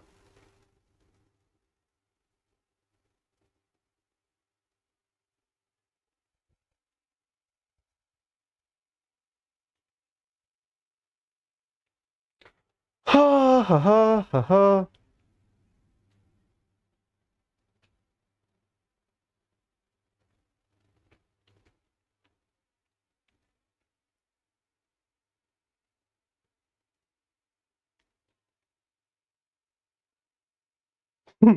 All of you are correct now. It's gonna be your oxygen. If you went wrong on this electron transport chain, I would have been, I'd have been really sad if you made this question wrong. Okay. My name is becoming Vaswa now instead of Baswa. What is this? In mitochondrial electron transport chain, cytochrome C acts as a mobile carrier for the transfer of electron between. So it is a mobile carrier. Like, it is sitting in a taxi and it is going somewhere else. The taxi, it is taking a taxi from which electron carrier protein to which electron carrier protein? Is it your complex 3 to 4? Is it complex 1 to 2? Nah. Is it complex 2 to 4? Or is it complex 4 to 5? What is the answer? With my laugh only you should have known the answer. With my laugh only you should know the answer now, right? It is complex 3 and complex 4. It is taking a taxi, it is going to complex 4 because it cannot travel on its own. That's simple as that, right? Simple as that. Clear? Now, let's go to the next question. Which of the following acid is a derivative of carotenoids? Carotenoids. Now listen to me very carefully. Listen to me very carefully. All of you, listen to me very carefully. Under your photosynthesis chapter, in your photosynthesis chapter, question will predominantly come from your what are the products of a light reaction, what is happening in your light reaction, or they can ask you in Kelvin cycle what is happening. They can ask you in C4 cycle malic acid question can come. In C4 cycle a question can come from your Rubisco enzyme present is where, pepcase enzyme is present where. All those questions can come. If questions does not come from any of this part, one question will definitely come from chemiosmotic hypothesis. Now what will be the question there? Question can either come as what are the requirements of chemiosmotic hypothesis, or they can ask you about the proton gradient, the proton H plus gradient. Okay, H plus gradient formation. Photosynthesis chapter done. Now from your respiration chapter, one question will definitely come from glycolysis or Krebs cycle. Glycolysis or Krebs cycle, one question will come. If it does not come from there, electron transport chain, they can ask you a question like this. We just learned, right? Or if they don't ask you from electron transport chain, one question will come from amphiboic pathway. They'll ask you what is amphiboic pathway. All of you know amphiboic pathway is your zomato, right? Now under your last chapter of your plant physiology, we have questions like this. Questions based on the scientist, the derivative, or the hormone action, and I personally taught you everything. Every single derivative, personally written down and told you every single derivative, bioessay, and I've also told you I've made a complete list for you, complete list of hormone and function. You cannot go wrong anywhere now. My students cannot go wrong anywhere. So we know it's abscisic acid is a carotenoid derivative. Easy question. Now, foolish disease, seedling disease of rice led to the discovery of. See, again I told you. In your plant growth chapter, questions can either come from the following diseases where the discovery, or it could be the scientist, right? Or it can be the plant growth regulators. That's it. Apart from that, there's no question. Okay. Student, this is Backbenchers session. I'm giving you all hacks for every single chapter. I'm giving you. Super duper hacks for every single chapter. See, foolish disease, which is also called as Bakar disease, which led to the discovery of gibberellic acid. Now, fruits and leaf drops at early stages can be prevented by application of. See, early stages prevention is by your auxin itself. Yes. If you go read your auxin, right? If you go read your auxin part, it is actually preventing in early stages. But what if the leaf is old? If the leaf is actually older, the auxin will be like, drop the leaf. Young leaf will preserve. Old leaf, kill it. Okay. Clear? So this is going to be auxin. Now, in some plants, female gamete develops into embryo. Female gamete, read properly now. Gamete develops into embryo without fertilization. This phenomena is called as female gamete developing into embryo. Now I'll tell you hacks for this chapter also. I wanted to teach this chapter, but I'll teach you the chapter for next year students.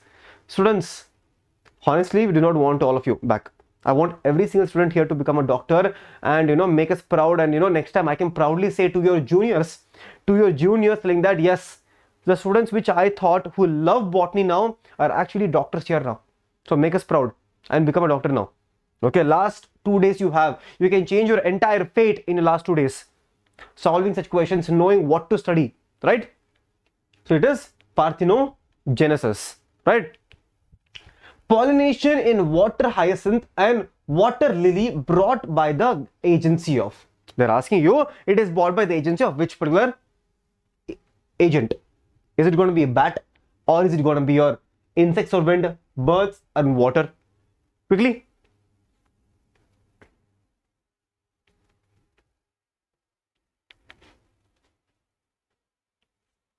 Absolutely. It's going to be insects and wind. Now, cotyledon of maize grain is called as, direct question, cotyledon of maize is called as. Students, quickly smash that like. But students, I'm telling you honestly, this session is going to be the most useful for all the students who doesn't know what to study still, who doesn't know where to focus on, like in the last minute revision.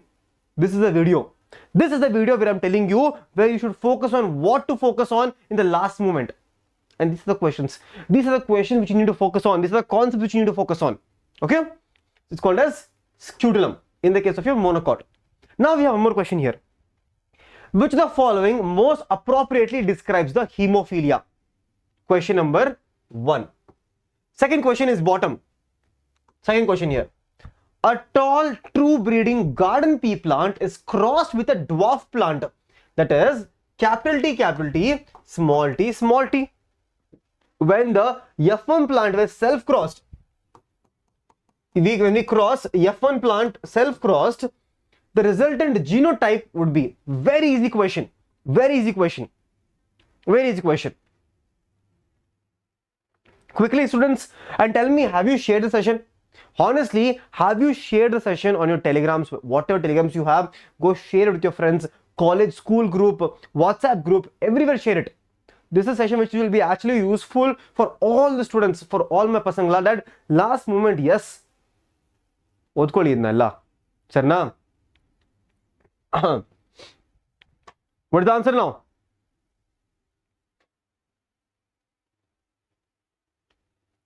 We know hemophilia is the X-linked disorder, and we know genotype which we obtain from your monohybrid cross is going to be homozygous tall, heterozygous tall, and dwarf 1. That is homozygous dwarf is going to be 1. Clear? Clear? Homozygous. Capital T, capital T, small t, small t, small t. Done? Done? Yes. Now students, that is the end of my backbencher questions for all of you. Now students, if you know, I have been taking a lot of questions from Telegram. Now today I could not add more because I was stuck in Bangalore traffic for 30, how much? 1 hour 30 minutes in traffic. 1 hour 30 minutes I was stuck in traffic today. Okay, so I could not come and take a lot of questions from all of you, but I've taken 2 questions today, and tomorrow we have a question, right? Tomorrow we have a session. In tomorrow's session, I'll be taking more and more questions from your side to my side. Okay, your side to my side, and your questions will be on the YouTube, where I'll be solving your questions. But how can you send me the questions, students? How can you send me the questions? So if you just go to Basrat Sir Biology. You just search Basrat Sir Biology on Telegram. You will get my Telegram, and I will be able to take up your questions on the YouTube, so I can solve it on here on live. Okay? Okay? Look at the first question now. Okay, I can't read the question, it's too bright. A cell at Pachytene stage has 2n is equal to 24. Regarding the chromosome, which of the following is said to be not true in this stage? Students, this is a very easy question. This is a very, very easy question. Very easy question, I'm telling you. If you look at the Pachytene stage, tell me, in Pachytene stage, do we have chromosome numbers are still doubled? Yes. 2-1. So chromatid is going to be the 2n into it, 2x into it, right? Chromosome number is going to be 2x into it. And Pachytene stage, at Pachytene stage, tetrad and bivalent are almost looking alike. 4-4. Looking 4-4, sister chromatids will be visible. So if you look at the option number,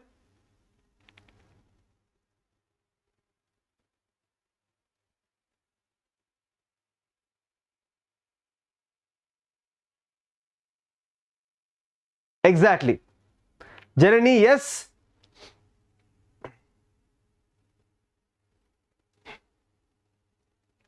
Come on, I'll take you. I'll give you 10 seconds to answer this question. I'll let me drink some water. I'm feeling a little lightheaded. This is why you should eat breakfast and come.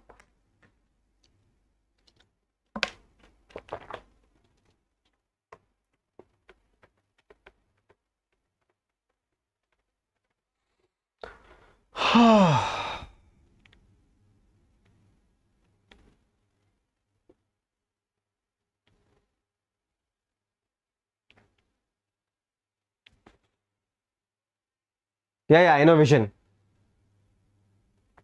Exactly. C for Capto. Now look at this question now. Obviously SP Kannada. Andhra Pradesh also very soon, no worry. C for Capto? Yes. Read the following statements regarding of assertion and reason. Very easy question again. Transcription and translation can be coupled in bacteria? Yes. In bacteria, mRNA does not need processing and transcription and translation can take place in the cytoplasm. Yes.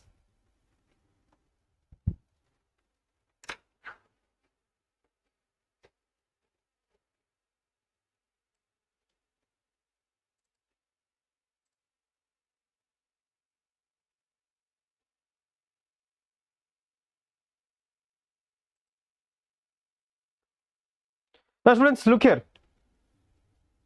If these questions are not enough for you, if these questions are still not enough for you, all you can do is solve more questions from here. Most repeated questions from previous year NEET, 500 NEET questions which everyone gets wrong. Questions are here, so many questions are here. Go solve the questions and kill it today. Kill it today. Today you go and enjoy and solve more questions and kill it today. I will see you in tomorrow's class. I will take more questions from there and we'll be able to do more questions. Okay? Sure then. Take care. Bye-bye. I'm feeling a little lightheaded. I have to go eat something. That's why I stopped in the middle now. Okay? Okay then. Bye-bye students. Take care all of you. I want everyone to solve the questions here. 500 questions, 1000 questions which you need to do. Okay? Bye-bye.